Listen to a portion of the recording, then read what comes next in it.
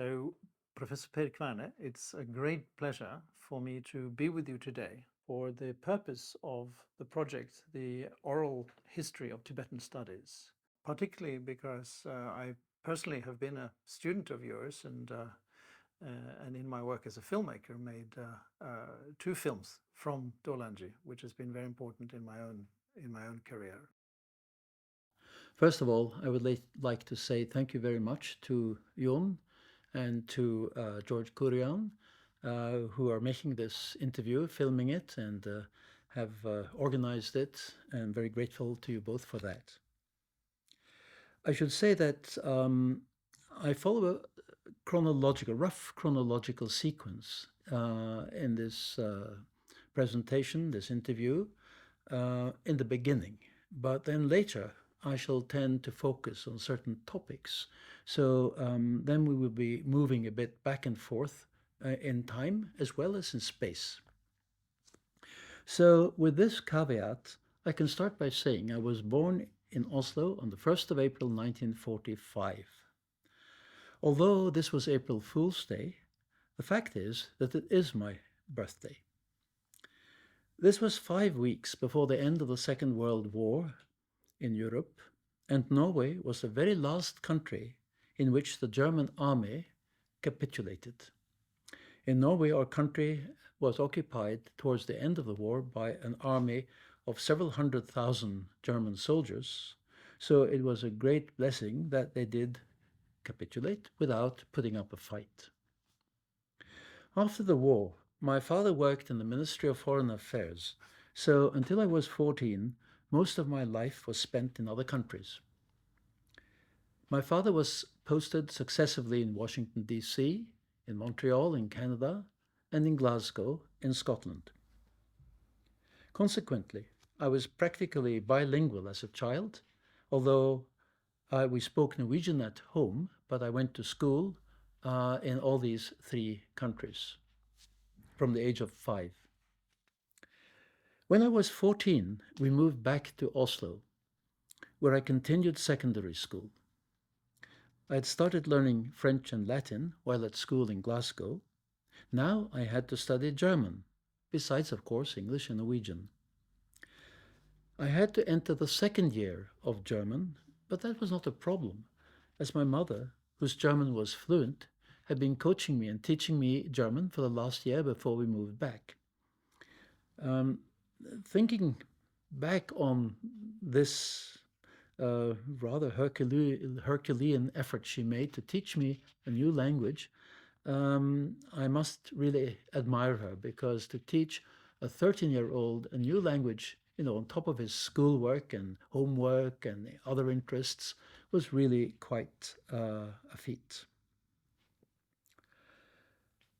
Entering secondary school, or gymnasium as it was called, the following year, I chose a school where there was a class where Latin was taught as the main language.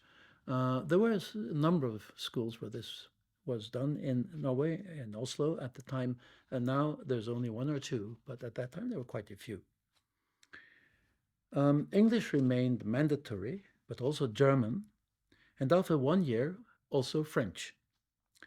Needless to say, we also had to study the Norwegian language and its official two variants, and all students received a basic introduction to Old Norse. In the Norwegian class, we also read Danish and Swedish literature, because these three Nordic languages are really very closely related, and with a minimum of goodwill, they're easy to understand for people from the different language groups. So in this way, pupils were exposed to a range of languages, dramatically different from the situation today.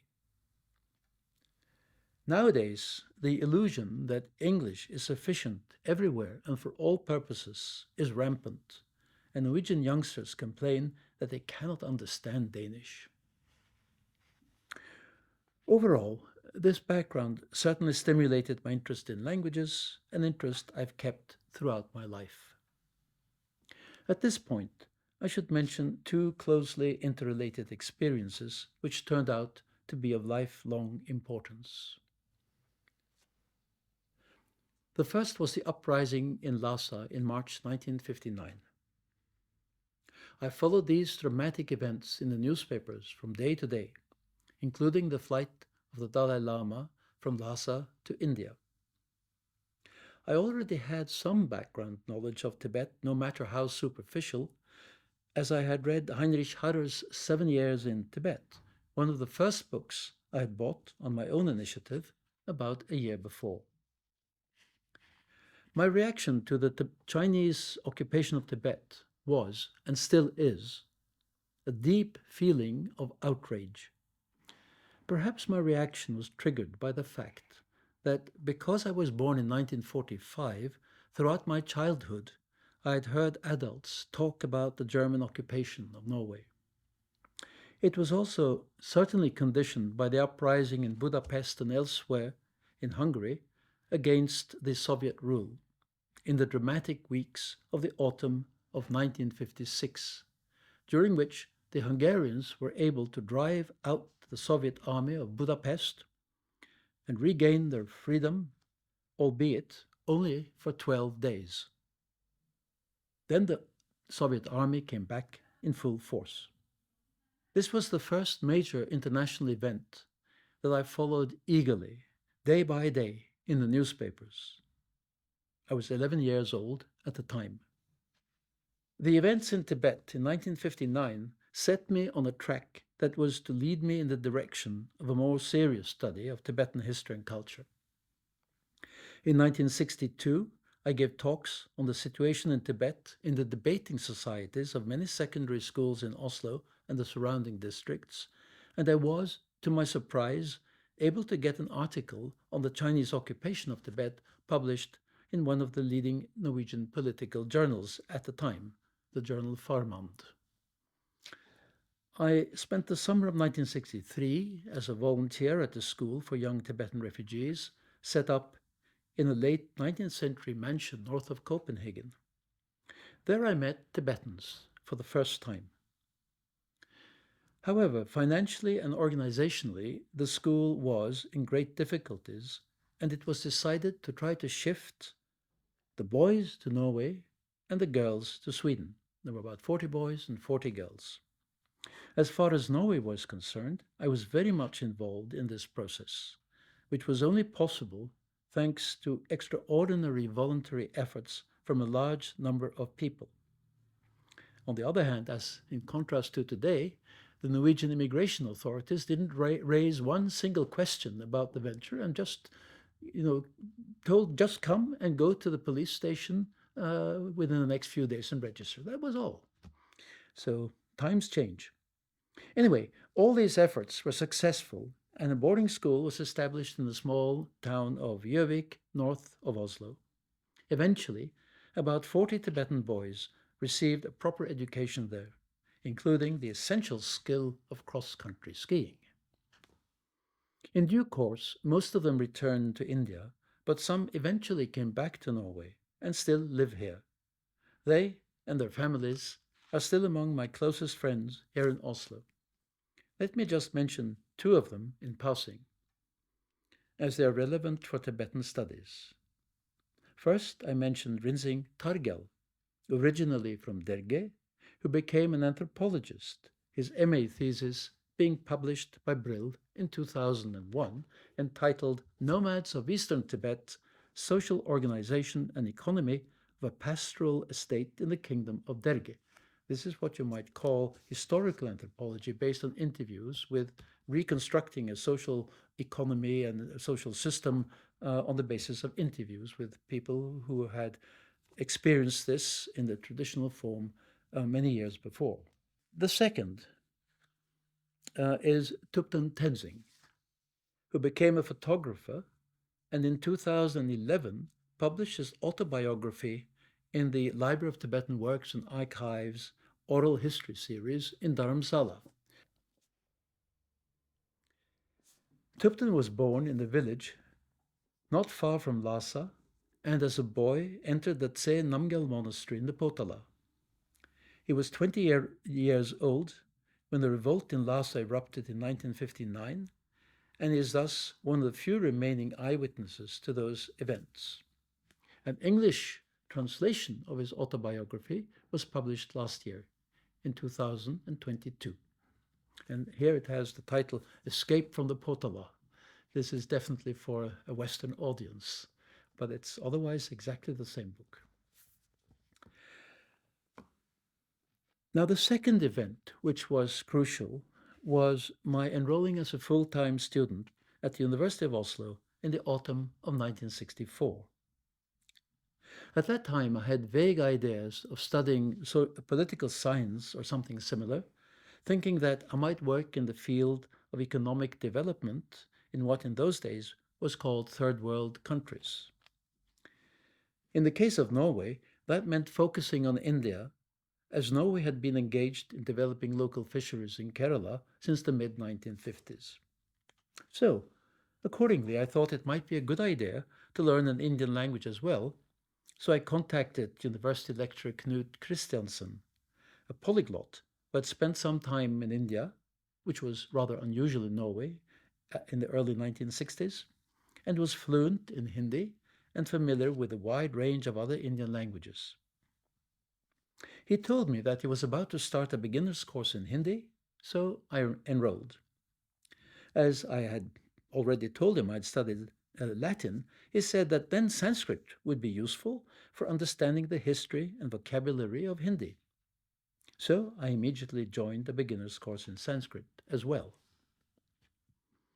Over the next few years, I followed Knut Christiansen's seminars in Hindi, including older literary forms of Hindi such as Braj and Avadi, reading poems by Kabir, Surdas, and excerpts from Tulsi Das's Ramcharitmanas, as well as modern Hindi novels, short stories, I should say, by authors like Prem Chand.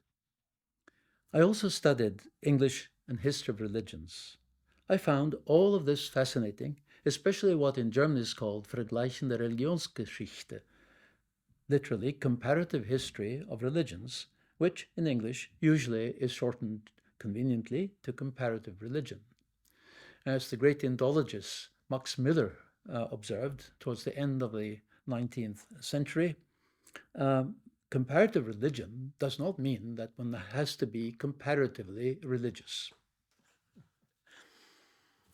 However, back to Sanskrit.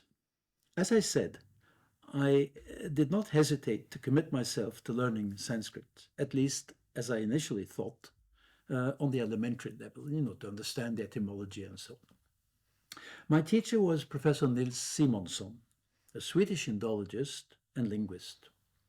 His mastery of a range of languages was amazing. Not only did he read, and generally also speak fluently, the main European languages, but also languages as diverse as Russian, Finnish, Tamil, and not least Tibetan, which he had studied in Paris in the late 1940s with Marcel Laloux as his teacher. Simonsson had devised his own system of how to introduce students to Sanskrit. And after 2 weeks, I was completely fascinated by this language, and I still am. I decided that I wanted to become an Indologist.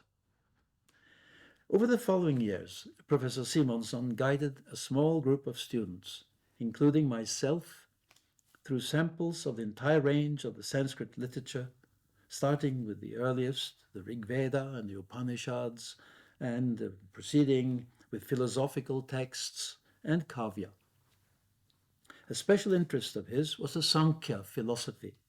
So we read the Sankhya Karika and the entire commentary to it by Martara, the Martara Vritti. As a sideline, I became interested in Indian visual arts and studied Indian art and architecture, which I was soon, as we shall hear, to admire in situ in India. The most important thing I learned over the years from Professor Simonsson was to read a text critically, looking at variant passages, variant spellings in different editions or manuscripts, and not least, reading texts in the light of native commentaries when possible. because the Indian philosophical basic texts were always meant to be read with commentaries. Taken by themselves, as often is done today, I wouldn't say they don't make sense, but that's not the way they functioned in the Indian tradition, always with a commentary, oral or written. I shall return to this and to the second part of my life as a university student in a moment, but first there was an intermezzo which turned out to have far-reaching consequences. Early in 1966, I traveled to India, the last lap being covered on a Norwegian freighter from Port Said through the Suez Canal to Bombay. This is not possible to do anymore, I think. Nobody does this anymore. From Bombay, I went by train halfway across the Deccan to Calcutta, and then by bus to the Tibetan settlement at Mainpat in Madhya Pradesh. This is one of the several settlements set up by the Indian government at various places in India. The first was in Bailakuppi in Karnataka, and then later Mainpat was an early one. There was one in Assam, and later there were many others too. I had planned to stay in Mainpat as a volunteer for a year, just sort of, hanging around and being helpful sort of thing, following the suggestion and also, learning something about Tibetan culture, language, religion, and so on. I was following here the suggestion of Hugh Richardson, with whom I'd been in contact already. Now, the group of Tibetans that I was intending to stay with had only just arrived from Rivalsar, where they had stayed for a few years. This is an important pilgrimage place for Tibetans in North India. Originally, this group came from Nangchen in Kham, the northern part of eastern Tibet. They still wore their traditional Tibetan clothes and were led by their Gyalpo, their king, or chieftain. However, after barely a week, to my disappointment, I can say, I received a telegram from the Norwegian Refugee Council to the effect that I should immediately go to a recently organized school for Tibetan boys in the town of Dharwar in Karnataka and teach English there. I was reluctant to leave Mainpat, but since the council was to some extent sponsoring my stay in India, I felt I had to go, and so I returned to Bombay and from there traveled by train second class to Dharwar, buying a small space on the overhead luggage rack for 5 rupees, which was a lot of money at that time, on which I was able to sleep because it was completely packed. Now, this school was run by a small English NGO called the Ockenden Venture. Unfortunately, after a few months, it closed down. The story of this school and of the events leading to its closing down is interesting, but of no immediate importance in my context. What was important for me was that at the Ockenden school, I met a Tibetan Bonpo monk, Sangye Tenzing Jongdong, born in 1929, originally from Sharkop, just north of the old Chinese garrison town of Sungpen in Sichuan, just on the, let's say, the Sino-Tibetan border. I was fascinated to meet this monk, as I had read about the Bonpos in Helmut Hoffmann's book, The Religions of Tibet, which was the English edition published in 1961. But as I quickly realized, Bern was something quite different from the somewhat sinister picture Hoffmann had painted of it. I would like to say something about Sangye Tenzing. 3 Bonpo monks, Sangye Tenzing Jongdong, Something Gyaltsung Karme, and Lopen Tenzing Namdak, had been invited to England in 1961 by Professor David Snellgrove, who was teaching Tibetan at SOAS in London. Thanks to his stay in England, Sangye Tenzing spoke English well. I had no experience of speaking Tibetan, so we communicated in English. On the other hand, I already had some reading skills. I taught myself to read classical Tibetan using Yeshke's grammar, which, to my delight, I had found a few years earlier in a bookshop in Oslo.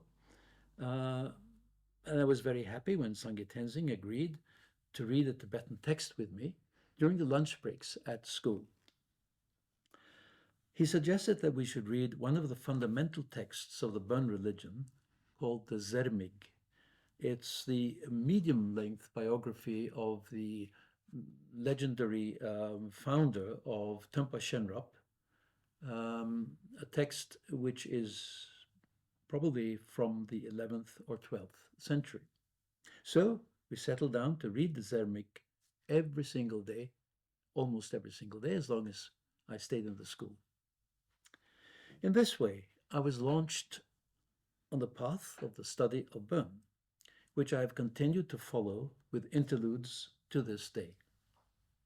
Sangye Tenzing became more than a teacher. He became a close friend, not only for me, but a friend later on for my family as well. More about this later.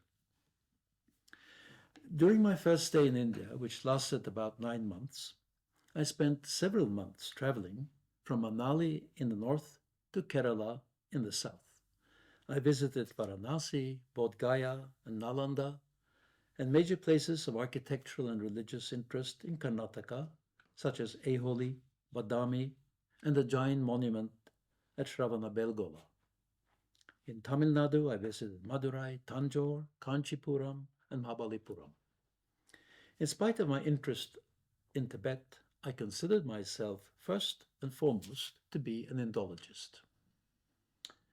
Finally, I returned to Norway as the only passenger on a Norwegian freighter once again, from Cochin in Kerala all the way up to Hamburg, staying on this ship for 3 weeks on it, and arrived home in Oslo just before Christmas, 1966.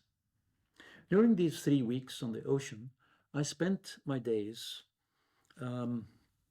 translating parts of the Zermig into English. Fortunately, I had brought not only Yeshke's grammar, but also his Tibetan English dictionary with me, all the way from Norway. And in India, I had acquired Sarat Chandra Das's dictionary as well. In 1967, then, I resumed my studies, now as an MA student in Sanskrit, in what was called Sanskrit and Indian Languages and Literature. Professor Simonson gave me free rein to follow my interests, which now also included Tibetan. The Tibetan orientation of my studies was reinforced when Sangye Tenzing came to Oslo some months later in 1967. He was warmly welcomed by Professor Simonson, who for the first time in his life heard Tibetan actually being spoken. Up to then, he had read Tibetan exactly as it was transliterated according to the Bako system of transliteration, which was widely used at the time, and which I still think is superior to the Wiley system, although the latter is, of course, more practical.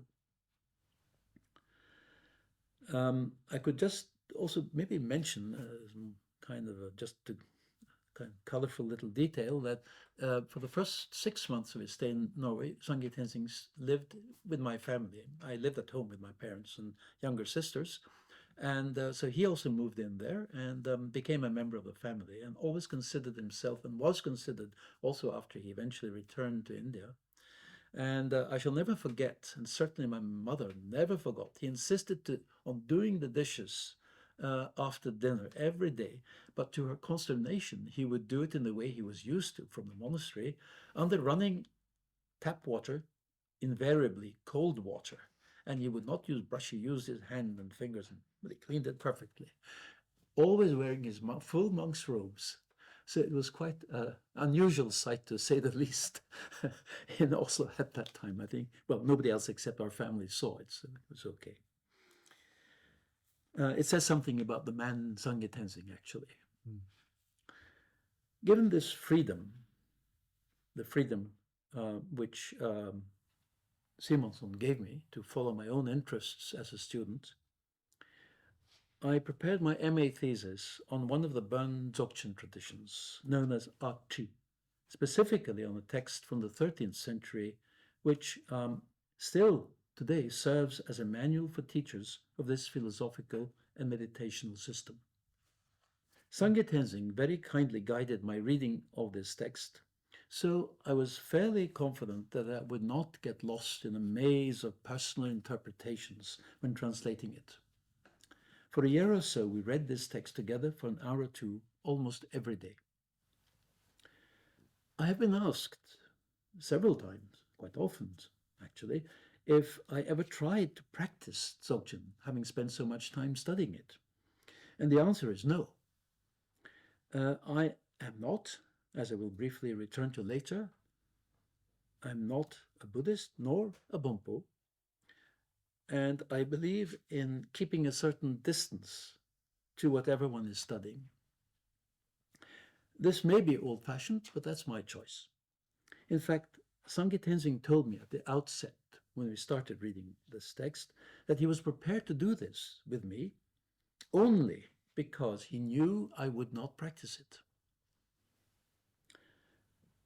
That would have required a completely different approach, spanning many years of single-minded activity and a total commitment. So obviously, I have missed something, but I think I've also gained something. In 1969, Sangye Tenzing was elected abbot of the re-established Menri monastery in exile. Menri was the main Bonpo monastery in Tibet, located in central Tibet, and it was later, during the Cultural Revolution, totally, it was dynamited and razed to the ground, but they re-established it in exile, the Bonpos. And their site there was Dolanji, near Solan, in Himachal Pradesh. Under his new religious name, now being the abbot of Lungtok Tempe Gyaltsen, he returned to India in October after 2 years in Norway.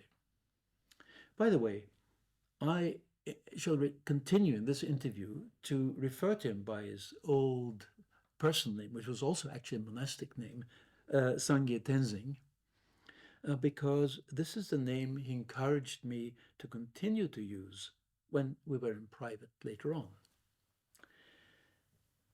I visited Dolanji over the years many times, and we developed a deep personal friendship.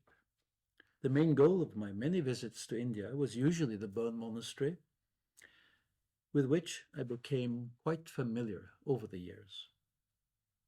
The abbot was usually in residence, and we spent much time together talking about old times as well as the future of the monastic community. In fact, the development that the monastery underwent over the almost 50 years that the abbot resided there was extraordinary. I remember my first visit to Dolanji in December 1969. At that time, the monastery consisted of a few pretty dilapidated farm buildings.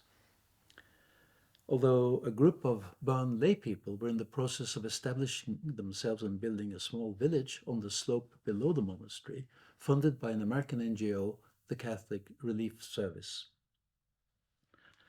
The days were humid, with rain and mist, and the nights were bitterly cold. The abbot and I sat in the bare room, warming our hands over a bucket filled with red-hot embers, the only source of heat in the entire monastery at the time. 3 years later, the foundations were laid for the main temple, and thereafter, year by year, new buildings appeared, so that at my last visit there in 2011, the monastery had a school for training geshes, advanced, let's say, traditional scholars, for a study period of 8 years, a museum, a huge library, buildings for accommodating the students, and a separate stupa-shaped temple outside the monastery, because the outside the monastery boundary, I should say, because inside the monastery alcohol was banned, and alcohol was necessary for some of the tantric rites, which also should be performed.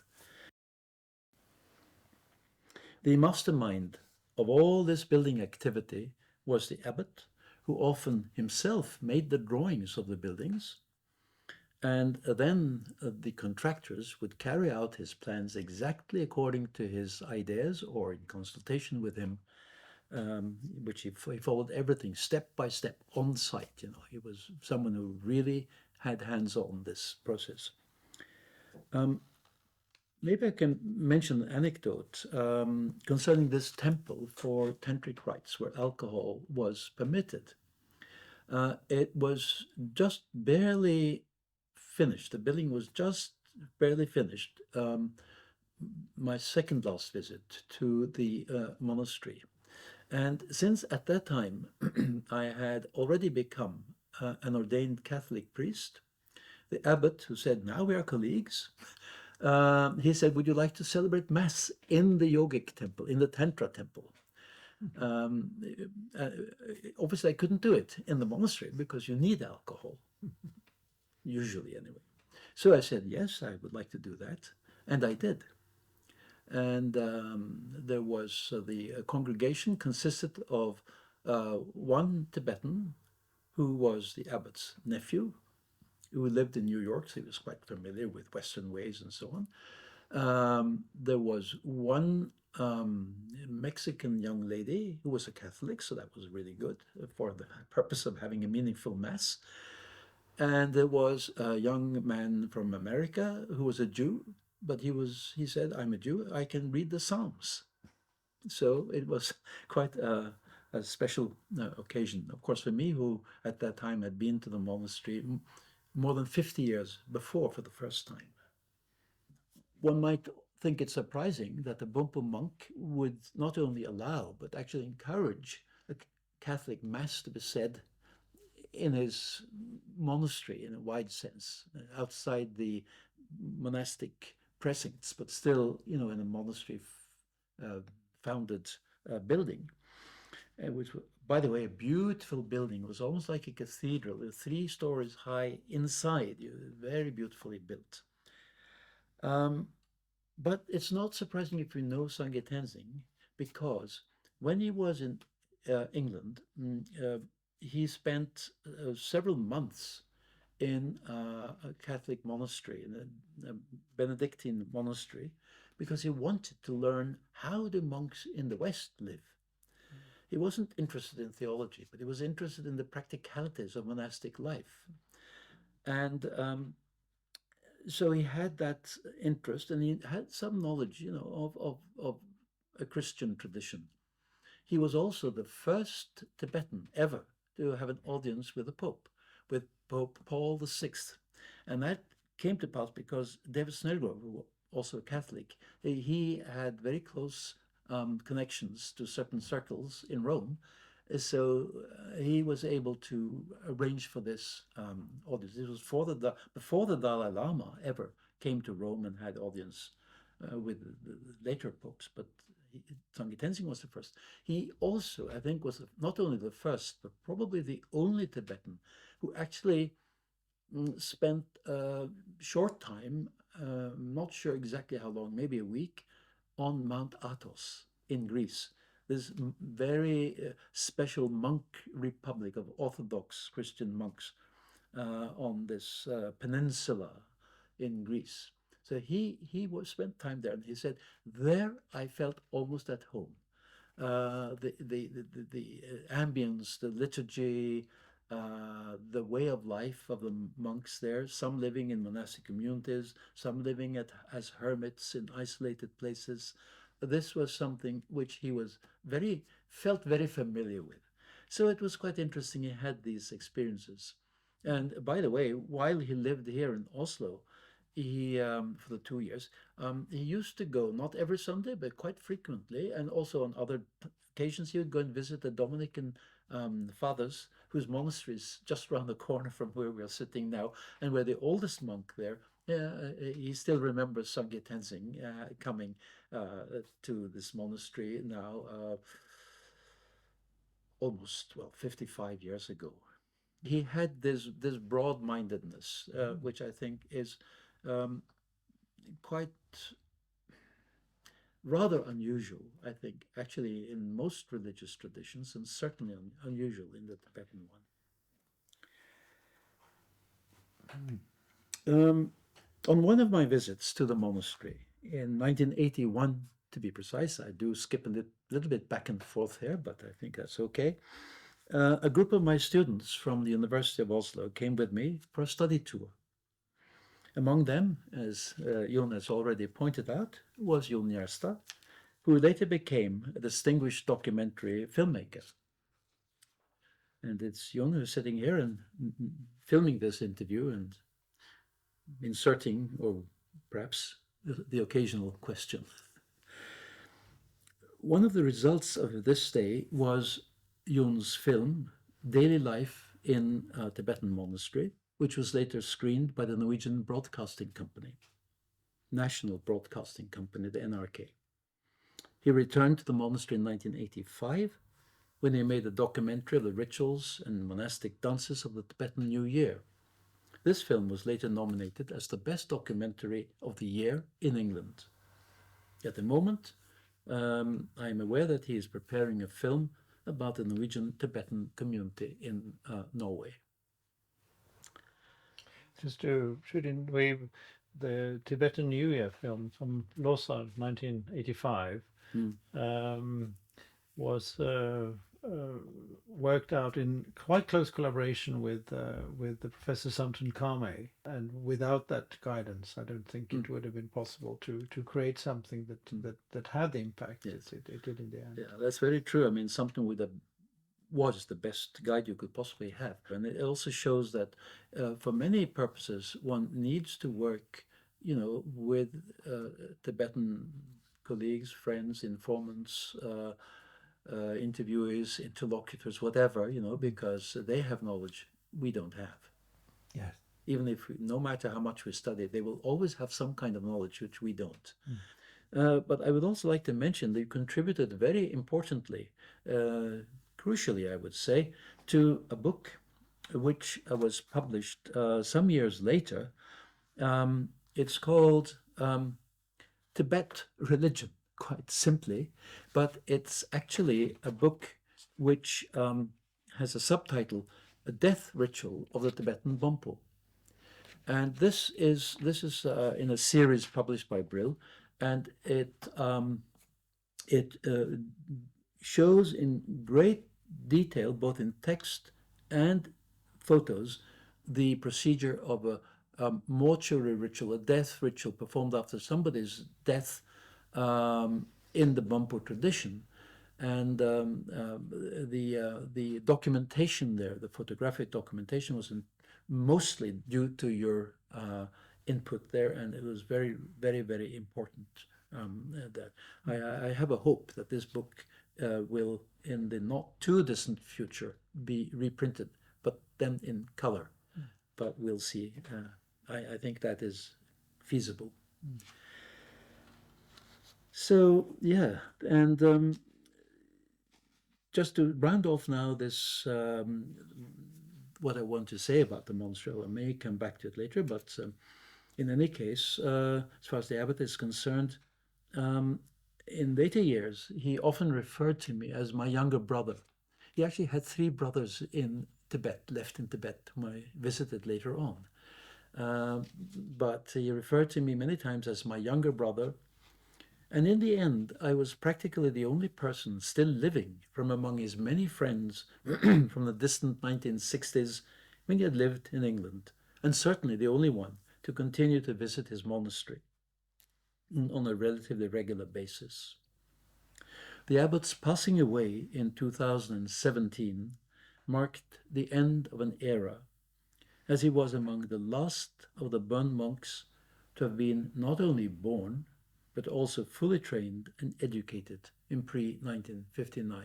That is true whether we speak in terms of the Tibetan diaspora or in terms of Tibet itself.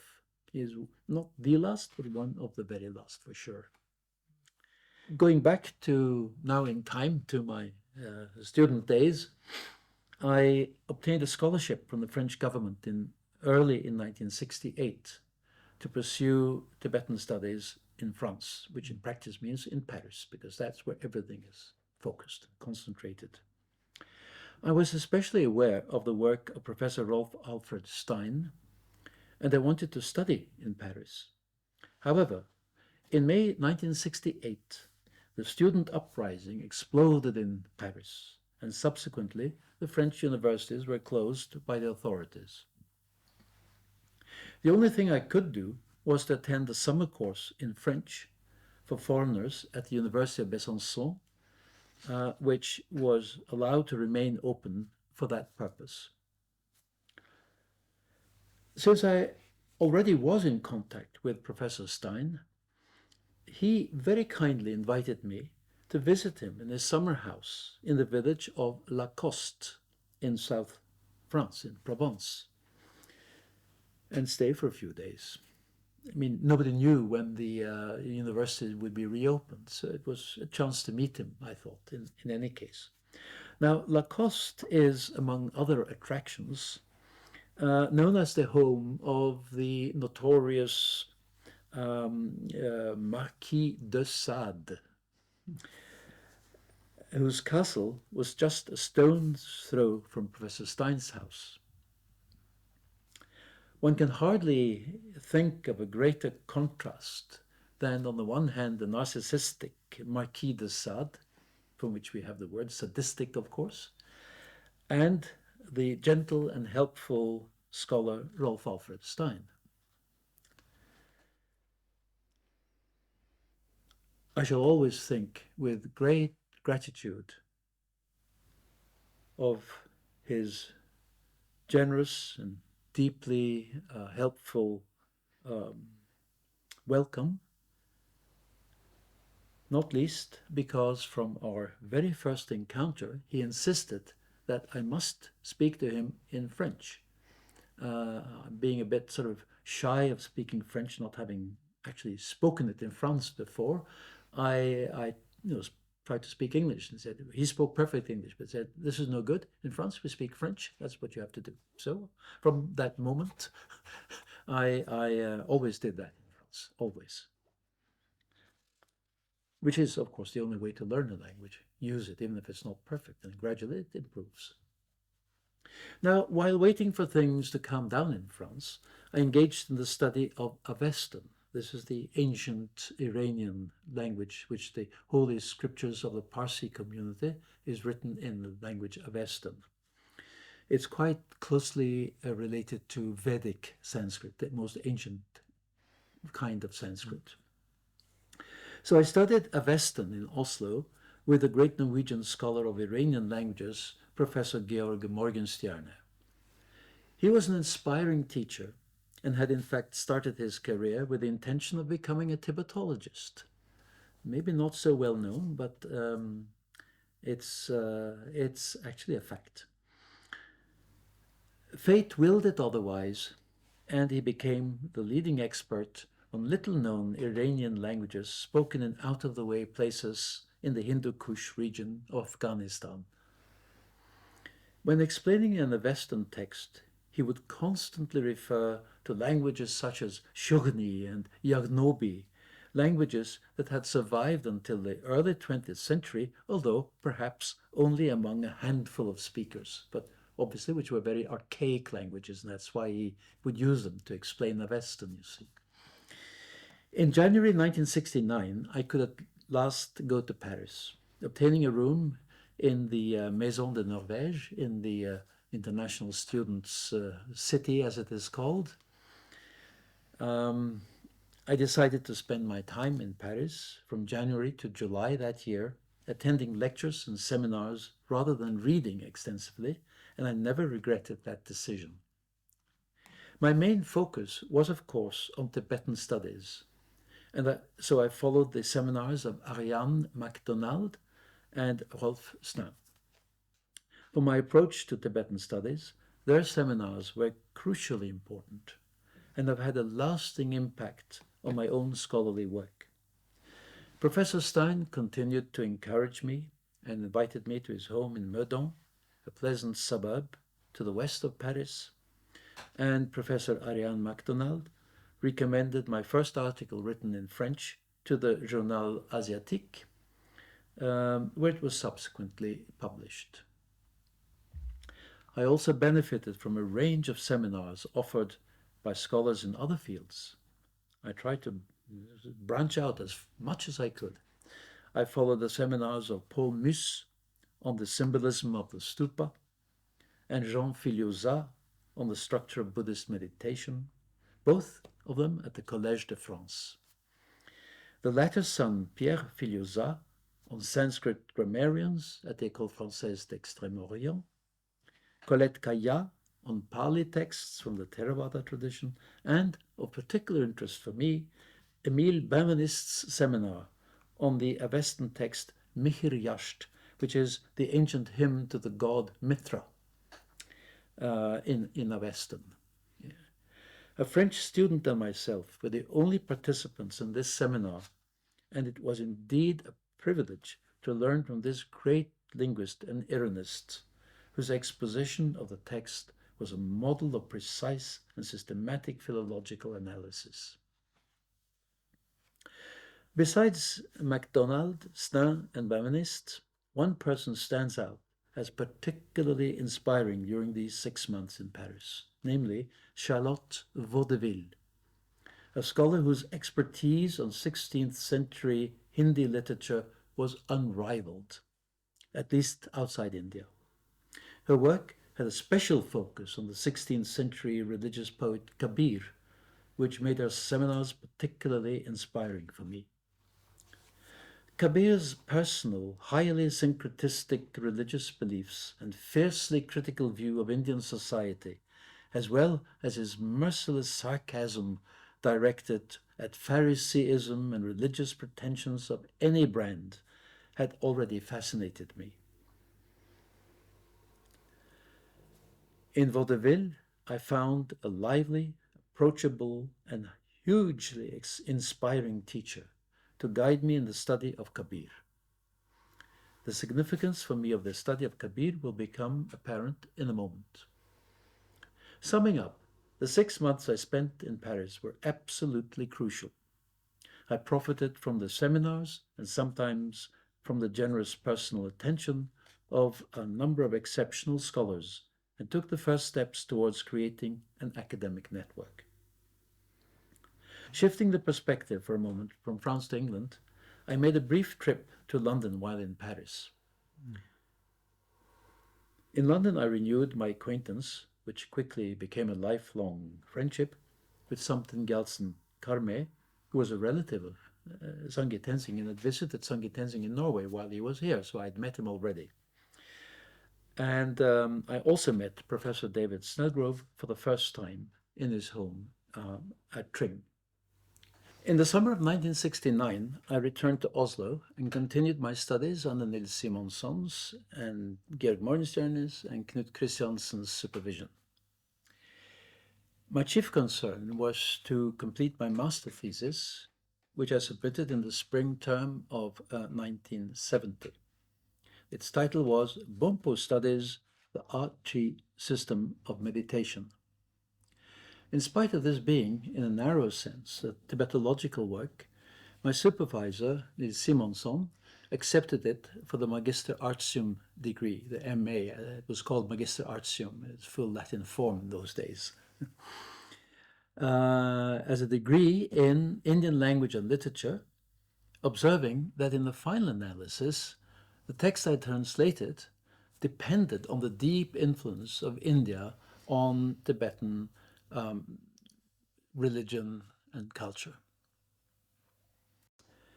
My thesis was published in the first volume in 1973 of the journal Kailash, which was published in Kathmandu, so it is available. After 2 days of written exams, each consisting of a paper for which I had 8 hours to write, one being a translation from Sanskrit, the other, if I remember correctly, a discussion of the concept of yoga. There was also an oral exam at which I was required to translate ex tempore, without any dictionary, short passages in Sanskrit, Avadi, Tibetan, Pali, and Avesta. I mention this because it's so different from the system today. This may sound daunting, but the passages in question were all taken from texts that I had submitted as having been studied, So I was prepared in a way, but I wouldn't know what they would examine me in. Anyway, everything went well, and I received the degree of Magister Artium. On the strength of this qualification, I was appointed university lecturer in the history of religions at the University of Bergen in August the same year, that is 1970. That was the beginning of my university career, which lasted 37 years until 2007. I was extremely fortunate to get this position because it happened at a time when the Norwegian universities were expanding rapidly in order to cope with the unprecedented rise in the number of students, which of course has to do with the baby boom after the Second World War. My position in Bergen was, as mentioned, in the history of religions, which at that university had a pronounced comparative phenomenological orientation. Although I focused on Hinduism and Buddhism in my lectures, I also had to give lectures on the Forschungsgeschichte, the history of the discipline. After a couple of years, I was permitted to teach, as a sideline, classical Tibetan, which in fact attracted a few students, one of whom, Jens Brorvik, later went on to become professor at the University of Oslo, a scholar who not only reads Sanskrit, Tibetan, and Chinese, but also Greek very fluently and Sumerian. A couple of years after shifting to Bergen, I published my first book entitled A Norwegian Traveller in Tibet, published in New Delhi in 1973. This is a short study of a Norwegian missionary, Theo Sørensen, who lived from 1877 to 1959, and who spent almost 20 years in Dartsendor, originally a Tibetan town, exactly on the borderline between China and Tibet. It's really on the border. It was originally a small Tibetan kingdom. Anyway, there were several missionaries there. There were also some Catholic missionaries. He was employed by something called the China Inland Mission, which was London-based. And a German traveler who visited Dartsendor in the 1920s said these two missions, they were about 50 meters from each other, maybe 60. But the two missionaries who had both lived in Dartsendor for decades, they'd never spoken to each other. It's says a little bit about the atmosphere, let's say. In any case, Sørensen traveled extensively in eastern Tibet. He spoke Tibetan very well and also collected Tibetan texts, which were brought to Oslo eventually, including a complete set of the Kanjur in the Nartang edition and of the Tenjur in the Derge edition. He acquired them in eastern Tibet and eventually had them shipped off to Oslo. My book also included a catalogue of all these texts which Sørensen had brought to Oslo and which are now kept in the Oslo University Library, together with the Kanjur and the Tenjur. My research during those years was mainly focused on two tasks. One was to lay the foundations of a historical approach to the study of the Bön religion, using the texts of that religion itself. The other was to write a doctoral thesis. As for the first, I translated and published a chronological table of the doctrine, in this case, the doctrine of Bön. Tibetan word for this kind of text is Tentsi. This made it possible, although subject to later revision, to establish a chronological framework of the Bön religion, at least from the 10th century onwards. I also translated a brief catalogue of the Bön, Kanjur, and Tenjur. I'll get back to that later. The existence of these two vast collections of texts, the Kanjur and the Tenjur, was known. But in the West, no one, it seems, apart from David Snellgrove probably, had any idea about what they contained. On the strength of these two publications, I suppose I can claim to be among the pioneers of the study of Yunglung Bön in the West. As for the second, my doctoral thesis, it developed in a different way from what I had planned. At the outset, I had planned to continue along the path on which I'd set out in my MA dissertation, and I therefore collected a good number of Bön texts expounding the Bön variant of the Dzogchen, the Great Perfection tradition. However, I soon realized that this was a far too ambitious scheme. I then thought that perhaps I should shift my attention to the Indian poet Kabir and write my thesis about Kabir, to whom I've referred above. I was particularly fascinated by Kabir's occasional use of seemingly meaningless and surrealistic expressions. Being of a historical bent of mind, I thought I'd better start by looking at likely antecedents, and the late tantric Buddhist Siddhas seemed to provide a possible, although indirect, source. This in turn led me to the collection of songs with the title Charya Giti, attributed to these yogins, which was published in Calcutta in 1917. They're composed in a language which is often called Old Bengali, each song being accompanied by a commentary in Sanskrit by a certain Munidatta, an apparently otherwise unknown author. What happened in the end was that, having translated and analyzed the songs, and also referring to and discussing Munidatta's Sanskrit commentary, and taking into account the Tibetan translation of both these texts, which are preserved in the Buddhist Tenjur, as well as discussing previous scholarship, I found that I had written a doctoral thesis. So I never got round to proceed to studying Kabir in depth. What is the importance of these tantric texts in Tibetan Buddhism? Yeah, there are several reasons why it's quite an important collection. It had hardly been studied before it was published in Calcutta, as I said, in 1917, on the basis of a manuscript which was preserved in a collection there. But probably the linguistic form in which they're written, it's the very earliest sample of what you might call a modern Indo-Aryan language. It's not Sanskrit, it's not Prakrit, which is intermediate, it's not Apabhrangsha, which is between Prakrit and modern. It is actually a modern form. That is the general opinion. So linguistically, from the point of view of linguistic history, is very important. Now, because they were discovered and published in Bengal, Bengalis tend to claim this is their cultural inheritance and the language is Old Bengali.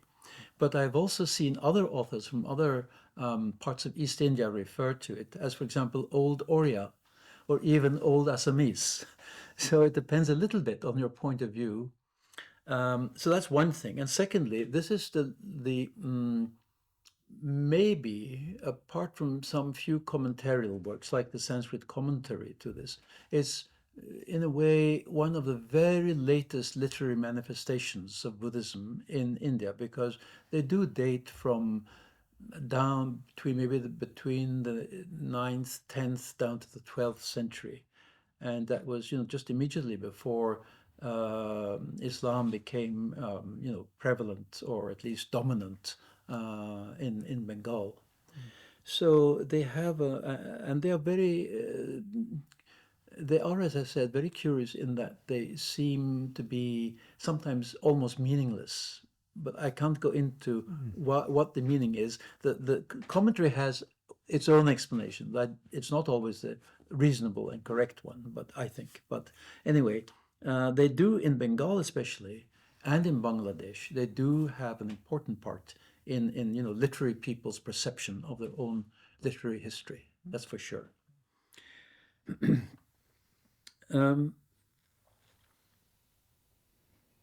In the autumn then of 1974, I defended my thesis entitled An Anthology of Buddhist Tantric Songs a study of the Charyagiti. Here it is.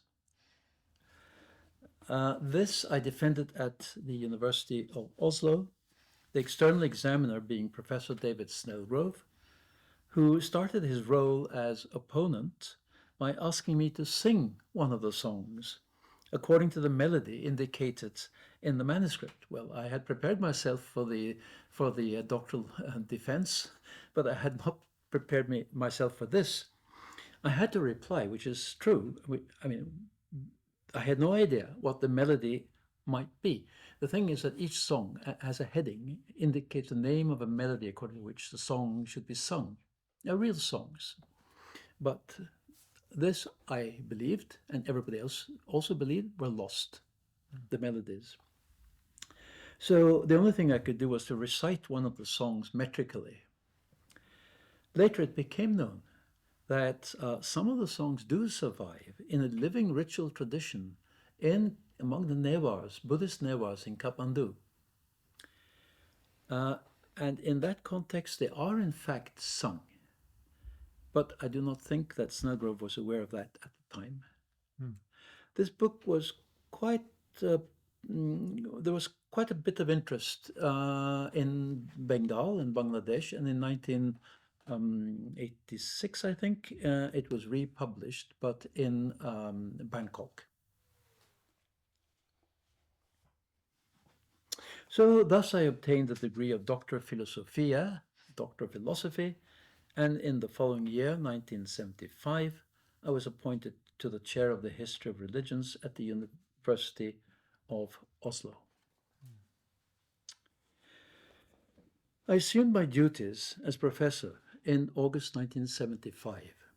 It was, or so I felt, a formidable challenge, as I was among the youngest professors to have ever been appointed at the University of Oslo. In those days, professors were civil servants. Their diploma showing their appointment to or their taking up of the chair of whatever subject it was always signed personally by the king. They were senior civil servants, and hence, according to the Norwegian constitution, they could not be removed from their positions. On the other hand, as senior civil servants, they did not have the right to strike, nor did they have regulated working hours. They could recommend whoever was fully qualified to the position of university lecturer. If there was a vacant position, they could just appoint somebody. And this was no small privilege, for being a university lecturer was a permanent, full-time position. In recent decades, however, political decisions and the general trend in society has resulted in the status of professors being radically and systematically downgraded, at least in humanities and social science, in Norway as almost everywhere else in Europe. They are no longer civil servants, nor do they have any significant powers. They are simply employees at the universities, which in Norway are now completely subject to the political whims of successive governments who seem to delight in steadily chipping away at the apparently outdated idea of freedom of ideas and research. During my long tenure at Oslo, 32 years, I attempted to have Tibetan established as a permanent study at what was still called the Historical Philosophical Faculty. It could have been done at very little or no cost, and there were students ready to engage in the study of Tibetan. The idea was, however, not well received, to use an understatement, by the faculty. And in the end, a compromise was implemented by the faculty over everyone's head, my own included. My chair was defined as 50% history of religions and 50% Tibetology. I therefore offered introductory courses in classical Tibetan for a number of years, but as the students could not take any exam, only one or two proceeded beyond the very basic level. The whole thing was an entirely ad hoc arrangement, and at my retirement, my chair was first put on hold and after many years, completely redefined. One student, however, did become a distinguished scholar in Tibetan studies. I'm referring to Hanna Havnevik, who was the first to adopt an anthropological approach to the study of Tibetan nuns. Her master thesis was published in 1989 by the Norwegian University Press under the title Tibetan Buddhist Nuns, History, Cultural Norms, and Social Reality.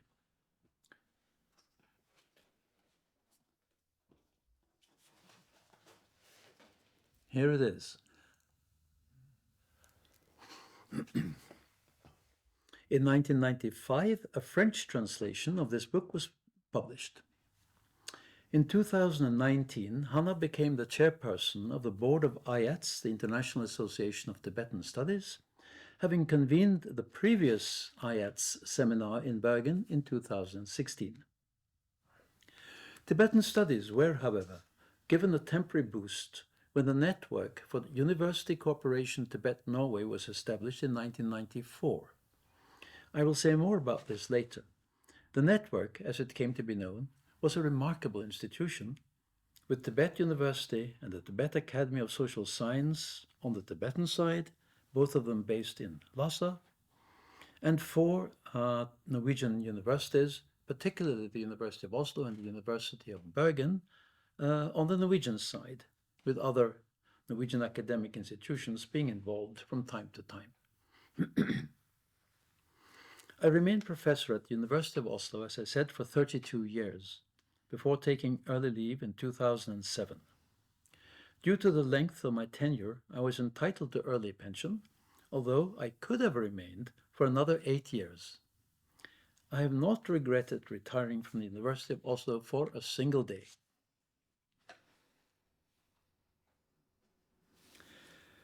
I'll now like to move a little bit away from chronology and say something about building an academic network. From my early years in Bergen and throughout most of my academic tenure, I've made a point of building and expanding an academic network. I realize that with the passing of time, one's network inevitably tends to become older, like oneself. The present younger generation, let's say the under 35s, tend to have other agendas and priorities than their older colleagues. I do not intend to give a list of everyone I've been in contact with over the years.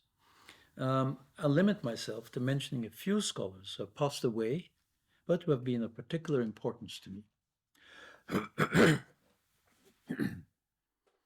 First, I want to mention Mireille Elfer, who passed away in January this year at the age of 94. I met her for the first time in 1969 when we were both pursuing Tibetan studies in Paris, and again, a couple of years later, briefly in Nepal. However, as I visited Paris more or less every year, we soon became quite close friends, and I've lost count of how many times I've had the pleasure of staying in her home. In fact, in her house, which is a rare thing in central Paris. She was an ethnomusicologist and the only one who has published extensively on Tibetan liturgical music, Tibetan monastic music and their instruments. Her husband was quite Claude Elfer. He was a well-known pianist, so it was a home with a lot of music going on.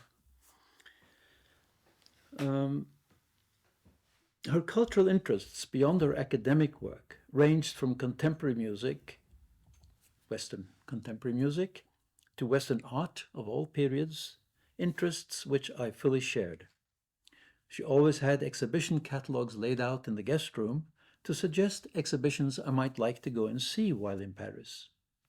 Another thing that bound us together was that we both had a spiritual home in the liberal wing of the Catholic Church. I visited her in her home for the last time in 2019. She still managed most things herself after the death of her husband, who passed away in 2004. For me personally, it was a great loss and sadness when, in January this year, she reached the end of her life, of which the last few years had been spent in a nursing home.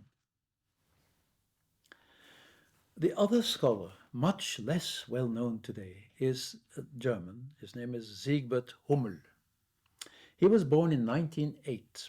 He studied theology, philosophy, and other subjects in the 1930s, and from 1938 to 47, he studied various Oriental languages, including Tibetan, at the University of Leipzig, obtaining a doctorate in sinology at the same university in 1948. In 1949, he became the director of the Ethnographic Museum of Leipzig. But in 1955, after only 6 years, he left his position as he refused to give a preferential doctorate to a student who was a so-called Arbeiterstudent. Having, as I said, studied theology, he now became the minister of a country parish, a Lutheran parish, we were in East Germany, Lutheran, Plön in Vogtland, close to the border of Czechoslovakia. He held this position until his retirement. I visited him in his home in the DDR in 1973, possibly the only Western academic to do so, and the second time in October 1993, after the fall of the wall and the abolition of the DDR. Now, the following anecdote from my first visit perhaps says something about the kind of person he was. When I got off from the train which brought me from East Berlin to the nearest train station to this village, a 10-year-old boy came running towards me on the platform, carrying a Norwegian flag, drawn on paper. This was his youngest son.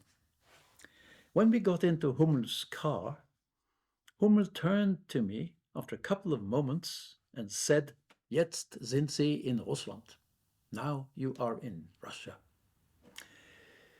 Followed by the remark, "Aber ein Tibeter kann sich auch in der Hölle bequem machen." But the Tibetan can make himself comfortable even in hell.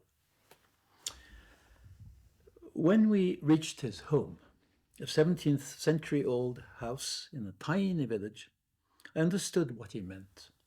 He had a substantial library and plenty of time to pursue his scholarly activities, which he had done without interruption since 1948, resulting by 1991 in more than 200 articles and books and 175 reviews.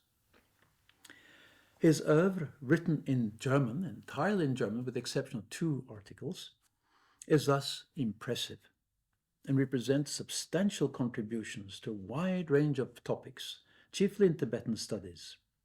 Today, his work is often little known and dismissed as outdated, but that is a great mistake. It is, in fact, very solid, with meticulous and wide-ranging references, and in my opinion, retains considerable value. I've read most of it, and it has served to confirm my conviction that a solid philological basis, such as Hummel certainly had, is indispensable in Tibetan studies, unless one is dealing with contemporary social issues. After a few days in Plön, I traveled on by train to Prague, where I was met at the train station by Dr. Josef Kolmash. The year being 1973, it was not so long after the Soviet invasion of Czechoslovakia in 1968. I will not dwell on my stay in Prague, as Kolmash is a well-known figure in Tibetan studies. He remained, for me, a lifelong friend. I visited him many times in Prague. The last time was in 2017 in the nursing home in which he was then staying. Josef Kolmash passed away in 2021. I think, speaking of Tibet, I would mention that Kolmash was instrumental in making a contact for me with 2 Czech filmmakers, Josef Vaniš and Vladimir Sis. They were engaged by the Chinese army in 1954 to make a film of the Chinese building of a road between China and Lhasa through eastern Tibet, So they followed the road. It was largely already built, or in the process of being built. So they made a film about it, which I have not seen, but they did make a film, which perhaps exists somewhere in some archive still. I don't know. But they were still around in Prague, and they had a large photographic archive. This this archive, their private archive of photos, resulted in two books, which were both published in 1958. One was called Tibetan Art and focused on art. The other one was called On the Road Through Tibet. It was more photographic travel book. Now, one may ask, why would this be so interesting? Well, the thing is that they traveled through Tibet to Lhasa at a time when the Chinese presence was in the early stages of manifesting itself. And social life and the administration, the monasteries, was almost completely untouched by the Chinese presence. And they recorded all this, they photographed all of it. So their archive was then, we went through, Joseph Komash and two photographers and myself, we went through their archives, and this resulted in a book called Recalling Tibet, which was published in two versions, one in Czech and one in Slovakian, and also in English. So in three versions, actually, and was in 1997. And there is in all this a documentation quite unique of Tibet in the early 1950s.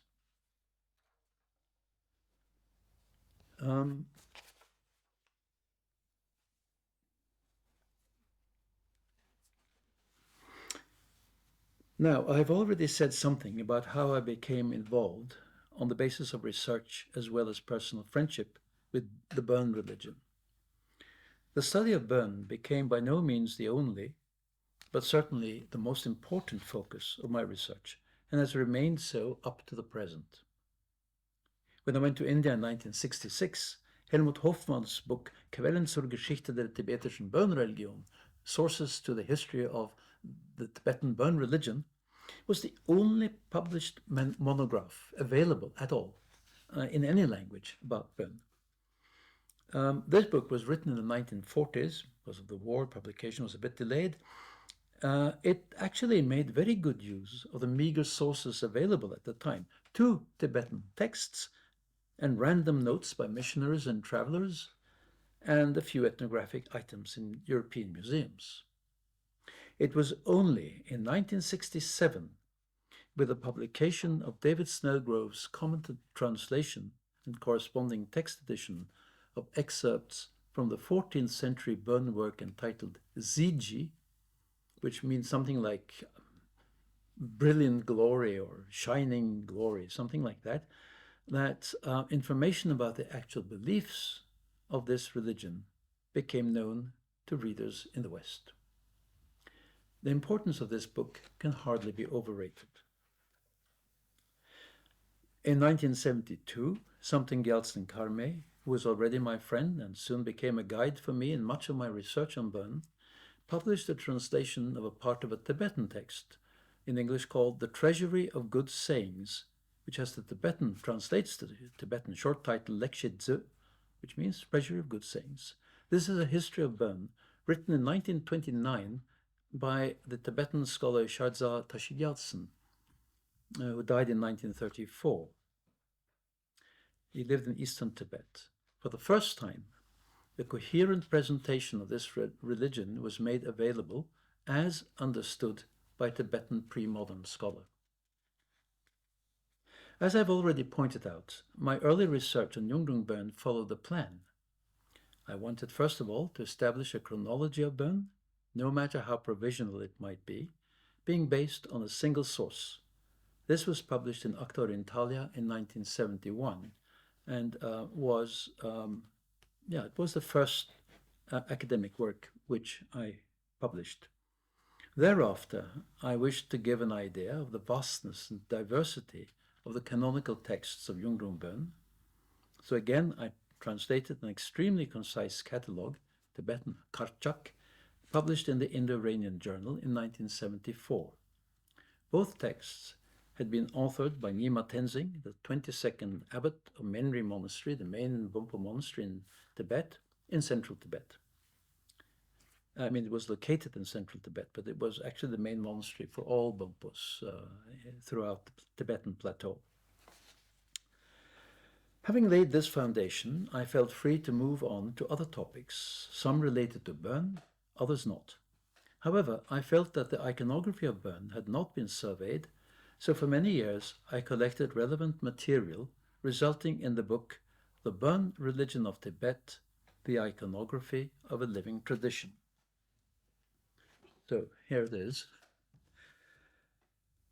This was published by Seringa Publications in 1995. I believe that the book came at the right moment, for no systematic survey of Bön iconography had been made until then, and published references were scarce. Today, it would have been almost impossible, an enormous and vastly more complicated task to undertake a similar project. As mentioned, I'd already published a short survey of the vast textual corpus of the Bonpos, a corpus that the Bonpos, like the Buddhists, call the Kanjur. However, it was clear that it was far from a mere copy of the Tibetan Buddhist canon. Thanks to the kindness of the Chinese scholar Wang Xinxiang, whom I had met at the OHTS seminar at Fagernes in 1992, a complete set of the 191 volumes of a reprint of the Bön Kanjur was procured in China and shipped to Oslo, where it is now available in the Oslo University Library. I was able to assemble a research group with the necessary funding at the newly initiated Center for Advanced Studies, housed in the Norwegian Academy of Science and Letters in Oslo. The team worked for one academic year, from 1995 to 96, and consisted of Western as well as Tibetan scholars. Tsiang Changoba from Tibet University and Döndrup Lagel from the Tibet Academy of Social Science, both in Lhasa. Tsering Tar, who worked at the Minzu University in Beijing. From India, Namgyal Nyima Dakar from the monastery at Dolanji, and from the West, Dan Martin, Donatella Rossi, and myself. We were able to finish the entire project within a year using several Tibetan catalogues. Each volume was described in detail, every chapter listed, and every colophon transliterated. It became a substantial volume of 800 pages. Here it is. And it was published in Osaka thanks to the support and interest of Professor Yasuhiko Nagano at the National Museum of Ethnology in Osaka. As far as I'm concerned, a final contribution to Bön studies has, at the moment of speaking, been published just days ago. It is a book presenting a Bön text, probably from the latter part of the 12th century, which contains a historical narrative explaining how and why it came to pass that Buddhism became the dominant religion in Tibet during the reign of the Tibetan Emperor Trisong Detsen in the 8th century. This text also contains much else, such as a series of legends or myths concerning the first Tibetan kings and the geographical location of Tibet among other countries of the world according to geographical notions current in Tibet at the time. The title in English of the book is Drempa's Proclamation, as the purported author is an 8th century Bön priest, Drempa Namka, and although this is certainly an apocryphal ascription, since the text beyond doubt dates from the 12th century. This book is now, it was received by the publishers from the printers just days ago, and is now actually available from Vajra Publications in Kathmandu. One can just go to the website of Vajra Publications and hurry up and order a copy before it is sold out, hopefully. I became aware of a manuscript of this text, until then completely unknown in the West, in 1972, when I made a catalogue of the Tibetan texts preserved in the University of Oslo Library. I referred to that catalogue already in connection with Theo Sørensen. This text was not actually brought by him from Tibet. It was acquired by someone in the University Library later on. It's not very sure from whom, but certainly from England, because there's an inscription that says, I can't remember exact sum now, it says something like £2 5 shillings or something, written with pencils, so it must have been sold at some time. Anyway, I became aware of it in 1972, but it was only after several decades that I was able to make a transliteration and start to look at the contents. To make a long story short, some years ago, Dan Martin agreed to co-author a book presenting the text, and without his expertise in the historical context and knowledge of relevant contemporary literature, Burn as well as Buddhist, the project could not have been completed in a satisfactory way. The book contains a lengthy introduction, a complete translation with copious annotation, a Tibetan text edition based on 5 different manuscripts, textual passages from related texts, index, bibliography, word list, everything that should be there. I'm interested in narratives, and I hope that this book will contribute not only to a better understanding of the phenomenon of Yungrung Bön, but also to the understanding of the importance of narratives in the formation of Tibetan culture and identity in general, not only in the past, but equally today.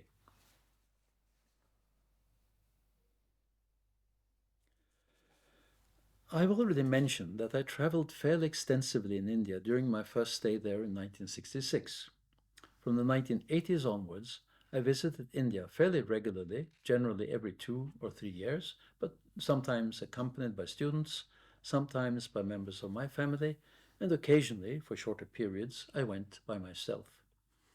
My main purpose was usually to visit the Bön monastery at Dolanji, where I observed and photographed rituals, read and copied texts, and generally observed the life of the monastery to the extent possible for a foreigner and a layperson.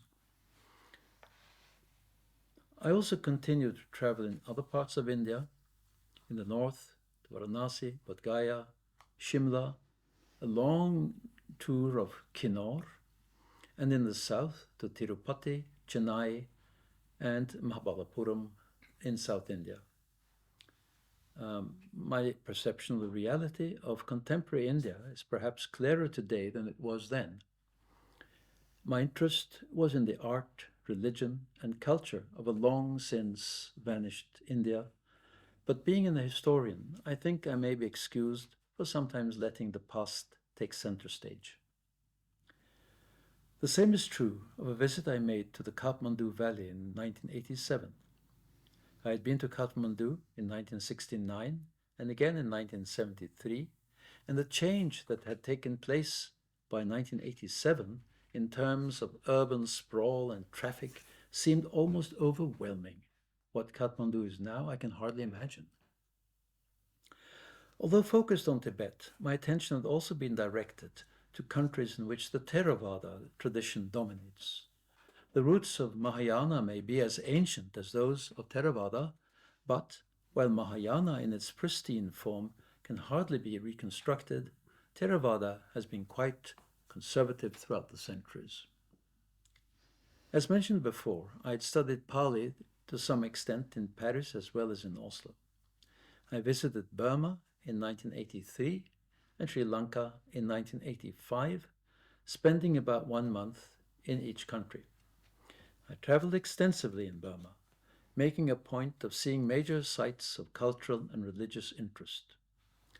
Particularly memorable were 2 stays, each of almost a week, in monasteries in Rangoon and in Sagaing, outside Mandalay, respectively, as well as a visit spanning several days in the ruined capital of Pagan. In Sri Lanka, I climbed the 4,000 steps to the top of Mount Siripada, also known as Adam's Peak, during the night to see the steep mountain cast its shadow at dawn across the western part of the island. And of course, I visited Anuradhapura, Polonnaruwa, Sigiriya, and Dambulla, the so-called Golden Triangle of Sri Lanka. These remains of a great civilization presented a sad contrast to Sri Lanka in the 1980s, riven by conflict. And although the war is now long since over, conditions on this beautiful island have continued to deteriorate. I've been fortunate to be able to visit Bhutan twice, in 1988 and 1991, on both occasions for 2 weeks, on the invitation of the Bhutanese government at a time when tourism was extremely limited in that country. The first visit was due to the initiative of Yoshiro Imaeda and Françoise Pomaret, who were already resident there, and from the side of the authorities, my host was Dasho Ringzing Dorje. My second visit was thanks to a direct invitation from him. The government was planning to create a modern research center for Buddhism, and the idea was that I should write a report advising the government how to go about this, which I did. On both occasions, the authorities provided a car with a driver and a guide. On the first occasion, the guide was the noted scholar Lopern Pemala, an exceptionally learned and gentle man. In this way, I could visit numerous sites of great interest, from Taktsang in the west to the holy places of Bumthang in the east. Although close to Tibet in terms of history, religion, and to some extent language, my impression was that Bhutan represented a unique South Asian culture rather than a variant of Tibetan culture. Sadly, Rinzin Dorje passed away a few years after my second visit, and the project was shelved for many years. I've been to Tibet twice. The first time was in the late summer of 1988, when I went together with Rinzing Tagel. Originally, he is from Derge, but settled in Norway early in life. The visit was due to an official invitation, for which I was grateful to Professor Wang Yao. After our tour of some of the areas in Tibet bordering so-called mainland China, a term I've always found somewhat misleading one way or another, Rinzing was able to travel to Derge and visit his relatives, while I stayed in Beijing for some time before returning to Norway. The purpose of this journey was to visit some of the burned monasteries in Gyalmorong on the Tibeto-Sino-Tibetan border, and in the southern part of Amdo, in Ngawa County. We were accompanied all the way by Tseringtar, then a young scholar from Amdo, who later became professor at the Minzu University in Beijing. As his background was a Burn community, he was an ideal companion. At the time, he only spoke Chinese and Tibetan, so my communication with him and others was through Rinzing, with whom I spoke in Norwegian, which obviously nobody else could understand, so that was quite convenient, who then spoke in Uke, in Central Tibetan, to Tseringtar, who understood Uke, although he was from Amdo, who then spoke in Amdoke, or Chinese as the case might be, to local people, and then the reply came back to me through the inverse procedure. This may seem cumbersome, but had the advantage that since we were official guests, and I was expected to give a short speech at each occasion, almost every evening when we were hosted by local authorities, my speech would, to everyone's relief, I'm sure, tend to be short. The only exception was in Gyalmorong, which is an area which is Tibetan by culture but not by language. They have their own language, and it's kind of a special area in many historically also. Anyway, in Gyalmorong, the local host a lady who was chief of police cut all formalities short by saying that in Gyalmarong, people are down to earth, they like to eat and drink, and the only thing to remember was to say alala when toasting somebody, a custom that was very easy to comply with. I could speak for a long time about or approximately 3 weeks in Gyalmarong and the southern Amdo. At the time, this region was not yet open for foreigners, so we encountered not a single tourist or anthropologist. It was a time when the rebuilding of monasteries was in full swing, while the ruins of the old ones were still visible. And the number of Chinese, or if you like, Han Chinese, was limited. In other words, the cultural and physical landscape was quite different from what it is today. I was able to visit most of the places I had requested to see. I had to give a list in advance. A particularly memorable visit for me personally was to the home of the abbot of the Burn Monastery in Dollenji, where I met his 3 brothers who were still living in their ancestral home. It is true, they were all older than me, so I was the younger brother. One of them was married and carried on the farming activity. One was an elderly, one was a monk, and the other one was sort of a helper, let's say. I went to the sacred mountain of Chadur. I walked from there to a distant Bun monastery. Bun nunnery was a monastery, but for nuns. But otherwise, when visiting monasteries, we were generally accompanied by 1 or 2 jeep loads of policemen for our safety, of course, but they were generally unloaded at a special monastic reception house with easy chairs and plenty of beer and cigarettes. So on the whole, the police did not interfere much with us. I was able to take photographs of numerous old tankas, which later were very useful for teaching and as illustrations in certain publications.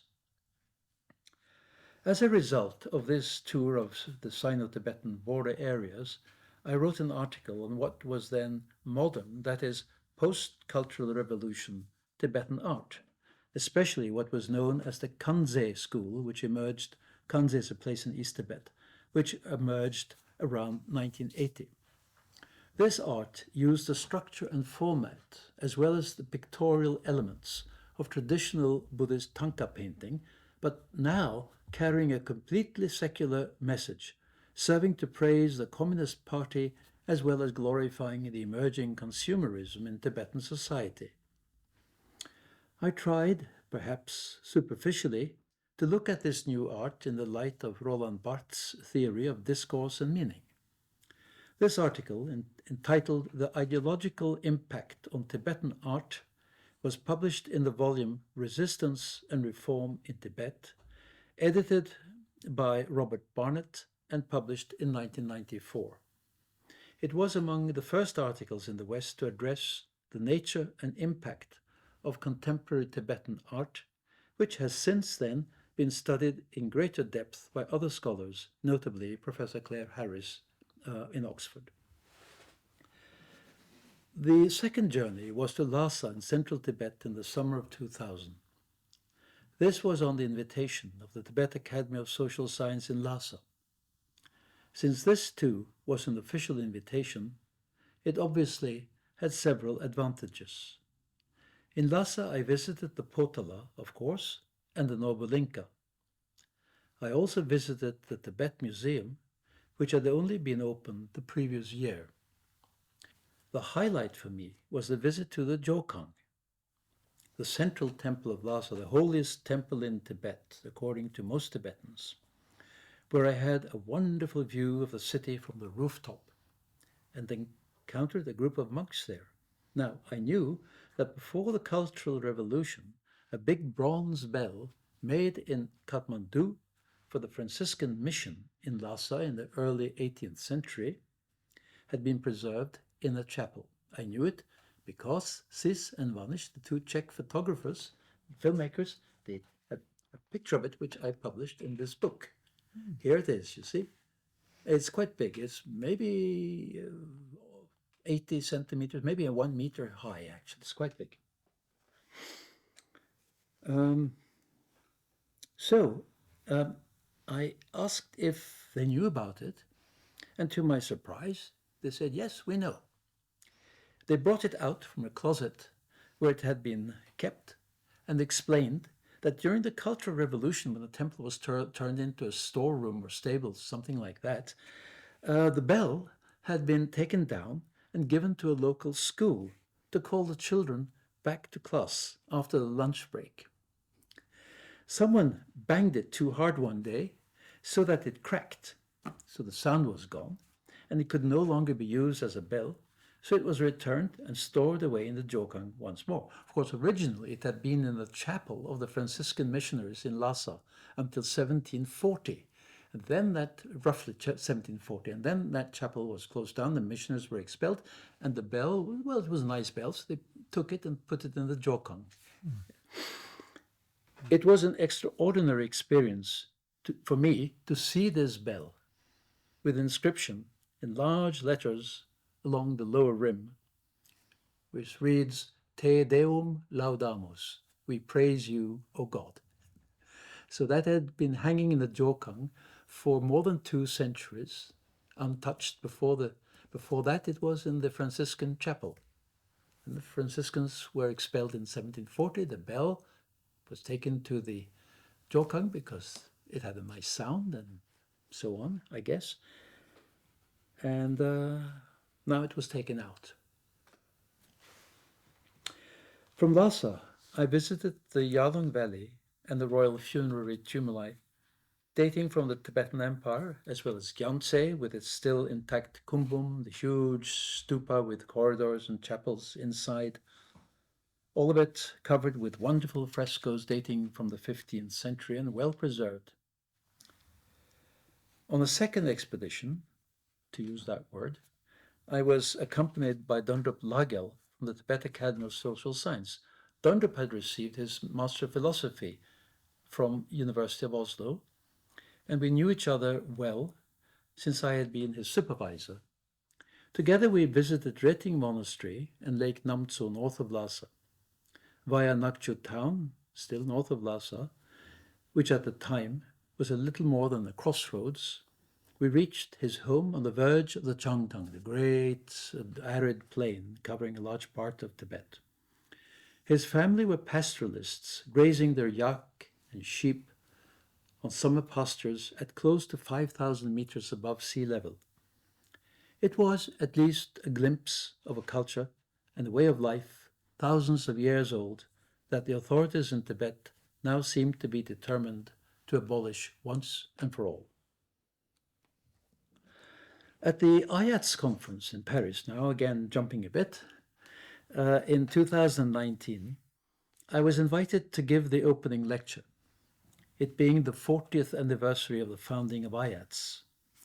There were a few others present who likewise were founding members of OHTS in 1979, but I believe I was asked to give the talk as together with Martin Braun, the two of us had organized a conference of young Tibetologists in Zurich 2 years previously, in 1977.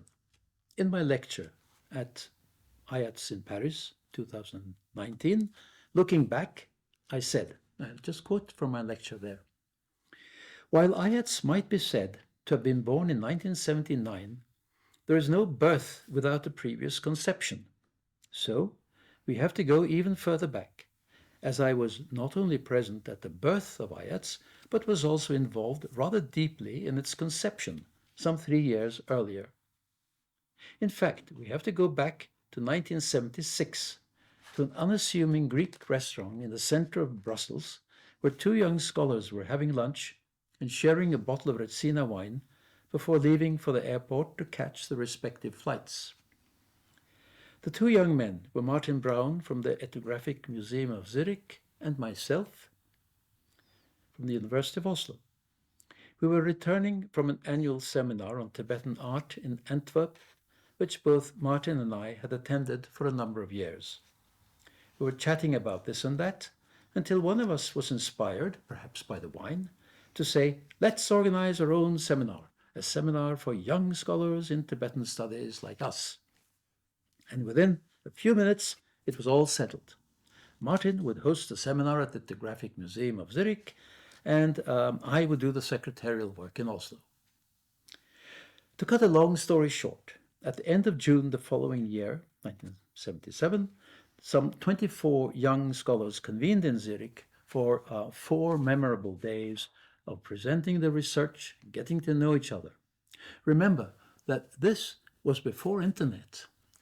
It was before social media, email, and cheap air flights. And although we knew about each other, not that many of us had actually met. I should also explain that at that time we would not have dared to invite the great scholars of Tibetan studies, such as Giuseppe Tucci from Italy, Rolf Stein from Paris, David Snellgrove from London, or for that matter, Zuiho Yamaguchi from Tokyo. The meeting was on an egalitarian basis and thoroughly informal. However, at the end of the meeting in Zurich, we all felt that it had been so successful that we wanted to repeat it. Michael Arris, who was one of the participants, very kindly stepped forward and offered to host it in Oxford. Accordingly, the conference in Oxford in 1979 was convened by Michael Arris. And OHTS was formally founded as a direct result of the gathering in Zurich. In the first week of July, 55 scholars gathered at St. John's College. This time, not only young scholars participated, among the senior participants being notably Prince Peter of Greece and Denmark, Hugh Richardson, Luciano Petek, David Snellgrove, and Alexander MacDonald. Edward Conze also visited the conference. Prince Peter of Greece and Denmark had recently visited Lhasa, one of the very first persons to do so after the Cultural Revolution. His slideshow from his visit was greeted as something of a sensation. In retrospect, the Zurich meeting had been regarded as the first seminar, although in fact OHTS was only founded at Oxford in 1979. The third OHTS seminar took place outside Munich in 1985, and at that point it was considered the fourth, although it succeeded the second OHTS seminar held at Columbia University. It's a bit mixed up.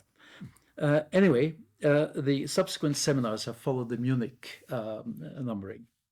I will not go into the history of the various OHTS seminars, but it is perhaps worth noting that at the Munich seminar in 1985, there were already more than 100 participants. That seminar was also, I believe, the first one at which Tibetans from China participated. Probably the person who played a crucial role in this development, apart of course from the final anonymous decision makers on the political level, was Professor Wang Yao from Beijing. He had participated in a meeting in Vienna, and jointly in Vienna, and partly Vienna, partly in Velm, it was by the Hungarians and the Austrians together, in 1981, and had been on a network building tour of a number of Western countries, including Norway, where I met him and took him on a tour of the Folk Culture Museum at Lillehammer, some 200 kilometers north of Oslo. He spoke English quite well, which I believe was rather rare among Chinese academics at the time. He was a very affable and pleasant man to be with, so helpful, absolutely. He arranged, as I said, for me to come to China in 1988. It was entirely due to him. The next OHTS seminar was at Narita in Japan in 1989. It was, as its predecessors, well funded, and among its pleasing features was the fact that drinks in the bar were free. As I had volunteered at the Nara seminar to host the next seminar, that was before any visit to the bar, so it was well thought out. It took place at Fagernes in Norway in 1992. Fagernes is a tiny town and regional center in the center of Norway, located in a beautiful valley some 200 kilometers northwest of Oslo. As I have close relatives as well as a holiday home close to Fagernes, I could benefit from numerous local contacts which was extremely useful when organizing the conference.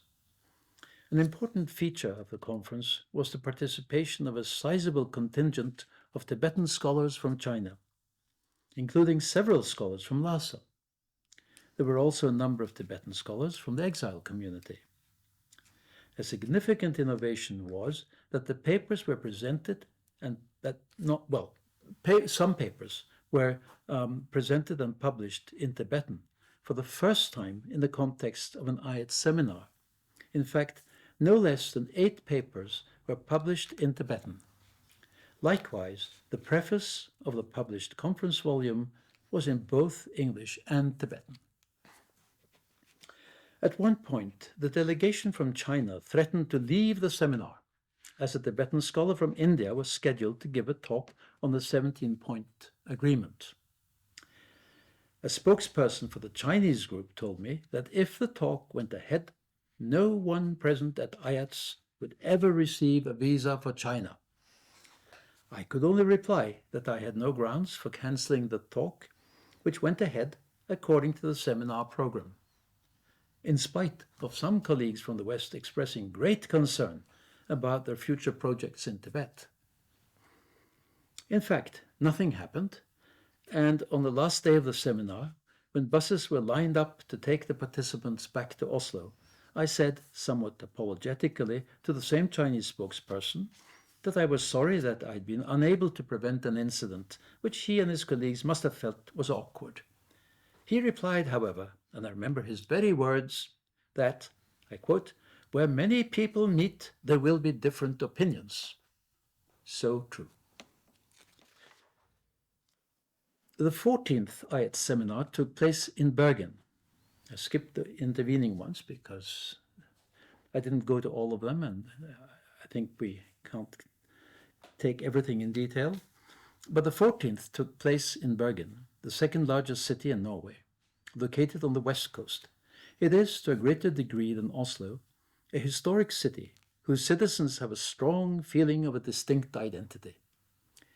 The University of Bergen is not so old, however, dating only from 1946, but it certainly aspires, and sometimes successfully, to be on the same level as that of her older sister in Oslo. Because of the habitual bureaucratic obstructionism at the University of Oslo, Bergen was very happy to host this seminar in July 2016. After the establishment of the Network for University Cooperation, Tibet-Norway, a fresh attempt was made by Hanne Havnevik and myself to establish Tibetan studies at the University of Oslo. At one point, this initiative seemed to be successful, as the Faculty of Humanities agreed to establish a Master Philosophy degree in Tibetan Studies, which a fair number of students actually obtained, mainly, but not only, Tibetans. However, after a few years, this degree was abolished. The intense dislike of so-called useless languages, which had gripped the faculty, paralleled in a number of other countries, notably Denmark, led to this kind of a massacre. In Oslo, this has resulted in the disappearance of languages such as Korean and Hebrew, and, not surprisingly, Sanskrit, in spite of its having had a chair for more than 100 years. The problem is, of course, not financial, for our country has never been richer, but ideological, as universities are now expected to conform to the factory-cum-business ideal, dictated by a real or imaginary market, and obliged to produce measurable and quantifiable goods such as students, study points, published articles, and so on. The University of Oslo was my alma mater. I had studied there, I had obtained my doctoral degree there, and the university had entrusted to me the chair of History of Religion. I felt very closely attached to the university while I worked there, but no longer do so. It has changed too profoundly. I'm very, very happy that I'm no longer answerable to an academic institution. A few words about other institutions and organizations. For for the sake of beginning to round things off a little bit. I was elected a member of the Norwegian Academy of Science and Letters in 1976, the year after I was appointed to the chair of History of Religions. My membership was, I believe, proposed mainly to secure the presence of a historian of religions after my predecessor in Oslo, Professor Herman Ludin Jansen, an Egyptologist, retired. It was an honor to become a member of this august institution, and for many years I participated in the meetings fairly frequently, which were held on Thursdays. Always a meeting, a lecture, discussion, and dinner. In recent years, the Academy has been affected by the same illness as the university and is now concerned about not being sufficiently relevant to contemporary social and political debates, thus narrowing the range of acceptable topics. I'm afraid I do not participate very frequently in the meetings of the Academy these days. Much later, in 2013, I became a member of Accademia Ambrosiana in Milano. I was very happy about this, given my attachment to Italy, its culture, language, music, art, and the very considerable contribution of Italian scholars to Tibetan studies. Unfortunately, but for purely logistical reasons, I've not been able to participate in their meetings. For many years, I was a member and ultimately the chairman of the board of the Institute for Comparative Research in Human Culture in Oslo. This institution, founded in 1922 and completely independent of the university, has played a considerable role in promoting research in anthropology, folklore studies, linguistics, archaeology, and other fields in Norway. In its series of publications, it has financed a large number of books. I was also a member and later chairman of the board of the Nordic Institute for Asian Studies in Copenhagen. And finally, for many years, I was the editor of the journal Acta Orientalia. So, at the end of this long and rambling account of my engagement with and reminiscences from Tibetan and other studies, I suppose I should give some kind of summing up. My engagement with Tibetan studies has been a commitment through most of my life. I've found it highly rewarding in intellectual terms and meaningful in terms of the wider context of my life. However, as I've already hinted at, I've never ceased, and I repeat that, I have never ceased thinking of myself as an Indologist as well. And I am happy that my book on the Charyagiti seems to continue to be appreciated, at least in Bangladesh. Moving beyond Asian studies, I've had a lifelong interest in Western art, which arose in my late teens. Over the last 20 years, this has developed into a serious interest, in fact, into a research engagement regarding 19th century Scottish art.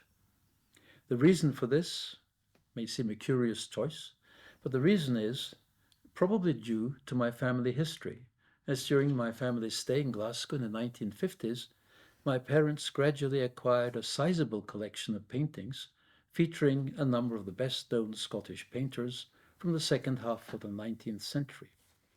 My interest in this particular topic has resulted in a full-scale biography of a major Scottish artist, William MacTaggart, who lived from 1835 to 1910.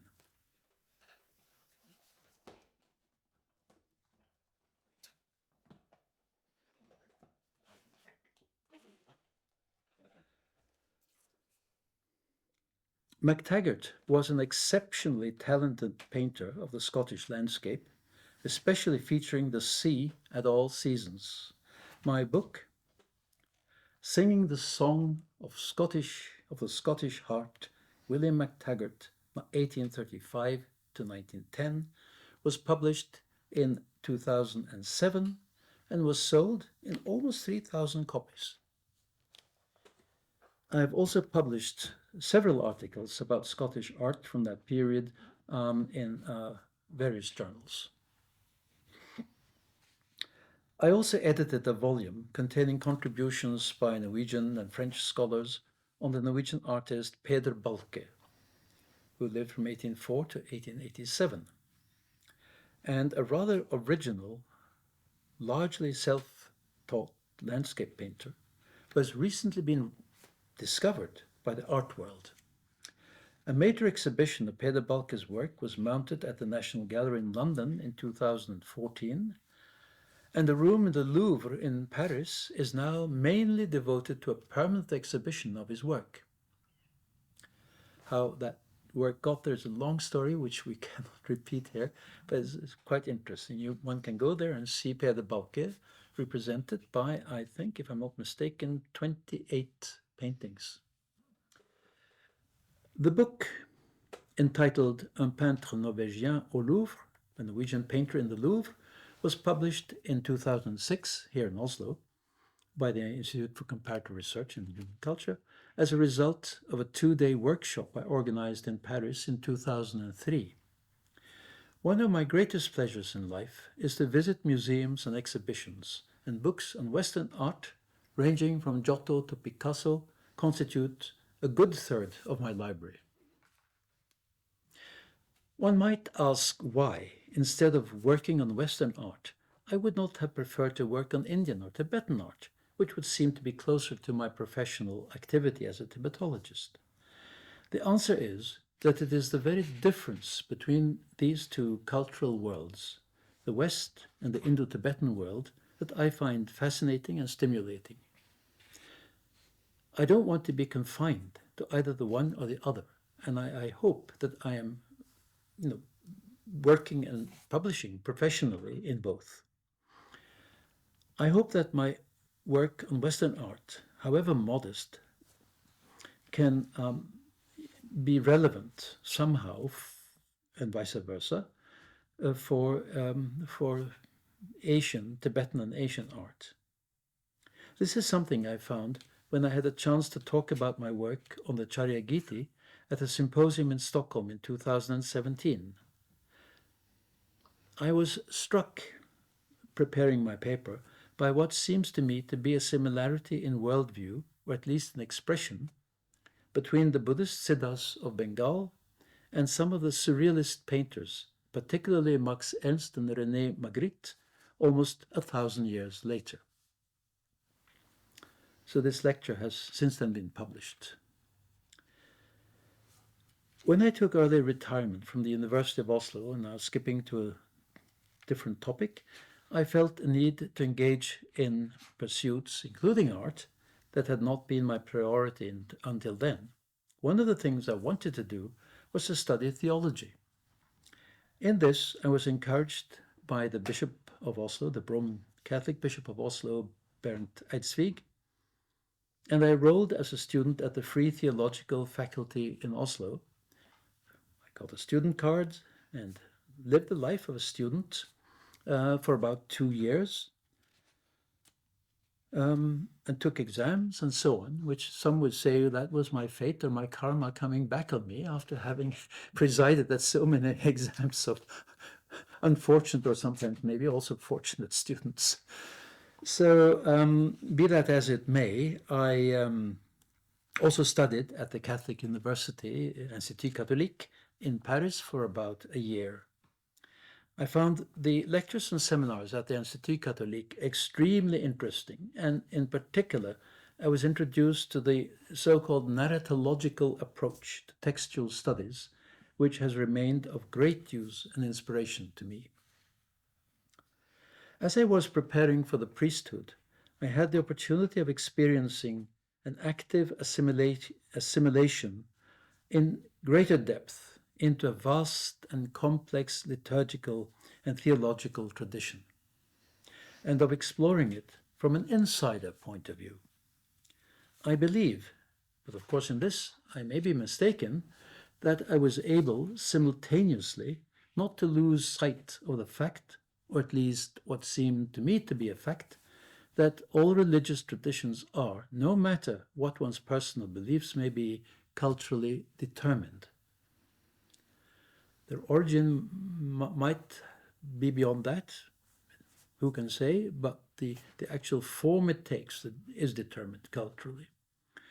Although they may resonate with one's emotional and intellectual needs, any attempt to argue in favor of placing one's own religion on an absolute non-negotiable pedestal is, I think, doomed to failure.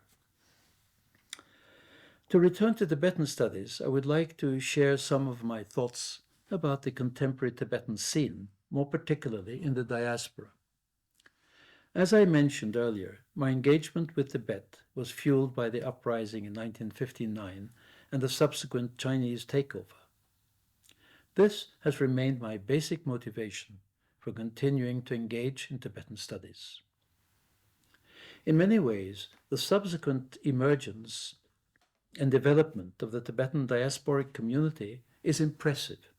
It has preserved or developed many aspects of a stable, well-defined society in spite of having no actual territory. However, it also has three prominent elements which, taken together, in my view, raise serious doubts as to its long-term sustainability. Put concisely, they are as follows. First, it was taken for granted until the 1980s that the goal of the Tibetan exile community and its non-Tibetan supporters was to argue in favor of and to keep alive the aspiration for the restoration of an independent Tibet at some time in the future. The motivational basis, although perhaps not the legal basis, for this was cancelled by the Dalai Lama when he declared the so-called Strasbourg proposal in 1988.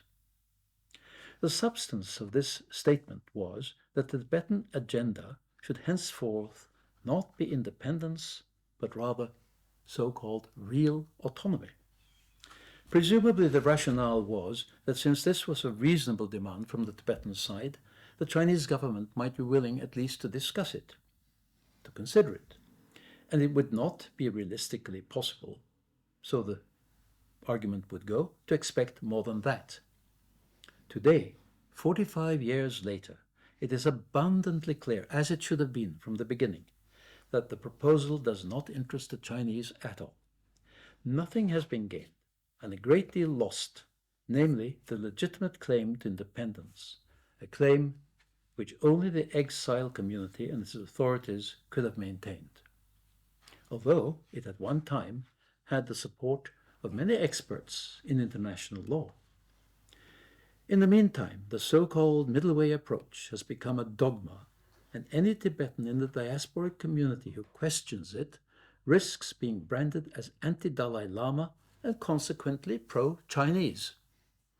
The deep irony of this seems to be lost on the majority of Tibetans in the diaspora.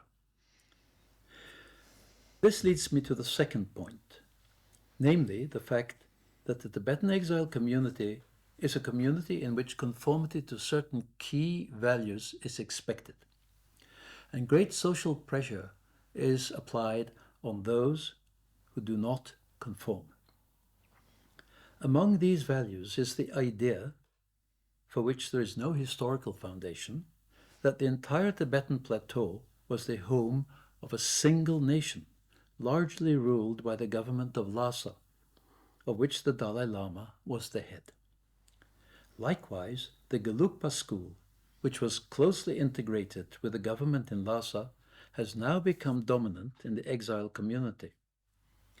The great diversity on the Tibetan plateau, politically, socially, and linguistically, culturally, is ignored, to be substituted by a unified, homogeneous culture.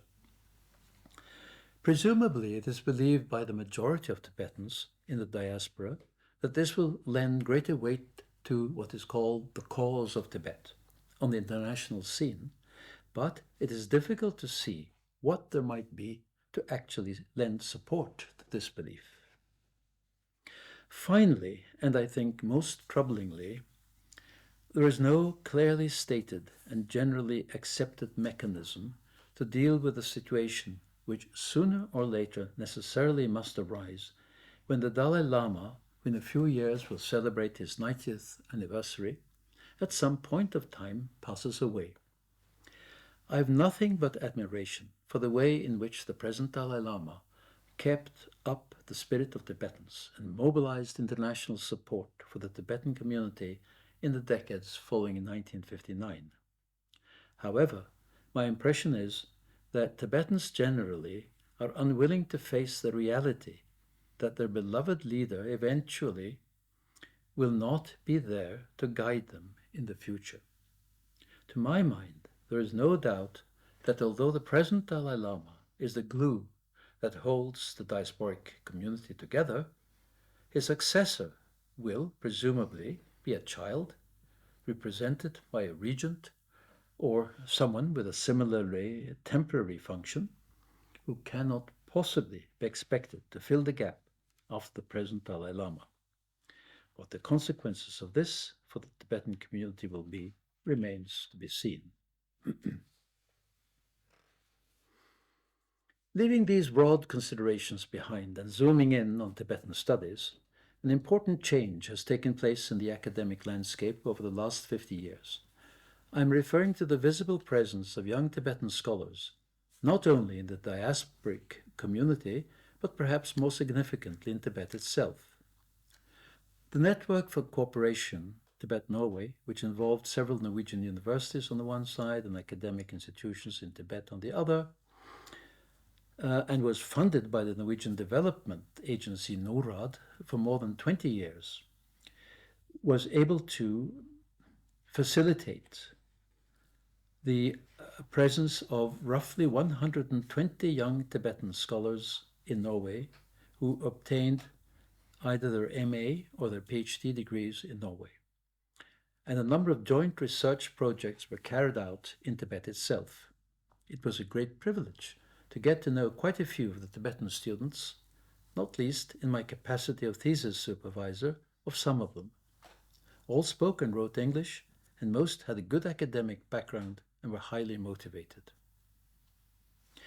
Now the situation has changed, and it does not seem likely that a similar program can be revived in the foreseeable future.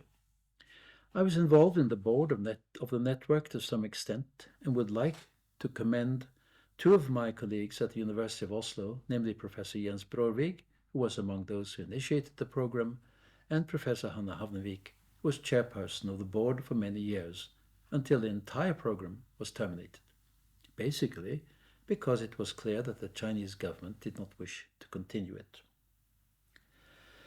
As for young Tibetan scholars, in the diaspora there's a lot of talent.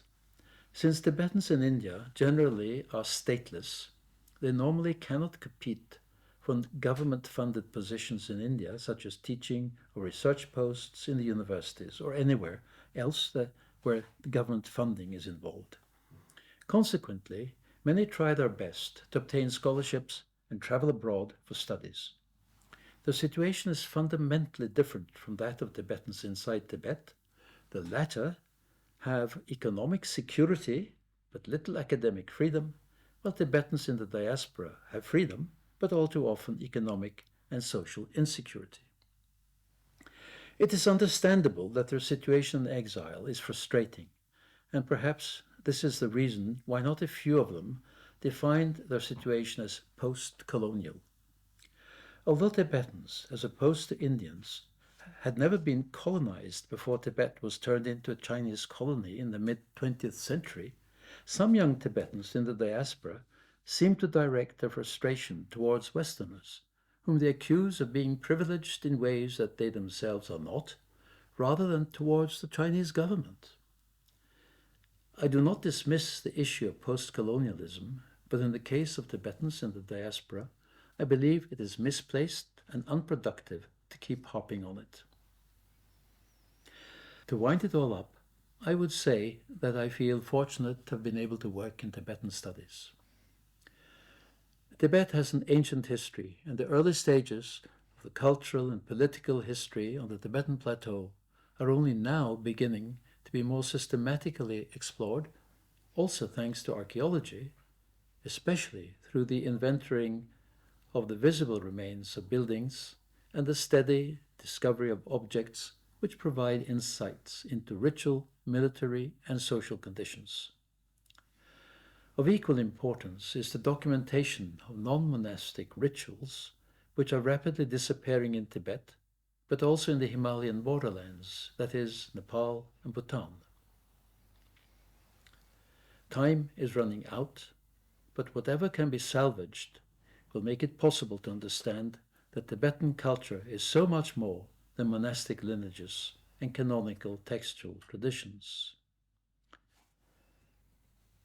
It was my conviction from the very start as a young student, and is still my belief today, that contributions of lasting value in Tibetan studies or any other field of humanistic study must have a solid basis in philology, by which I simply mean a relevant and adequate linguistic competence, which in Tibetan studies involves various forms of written Tibetan.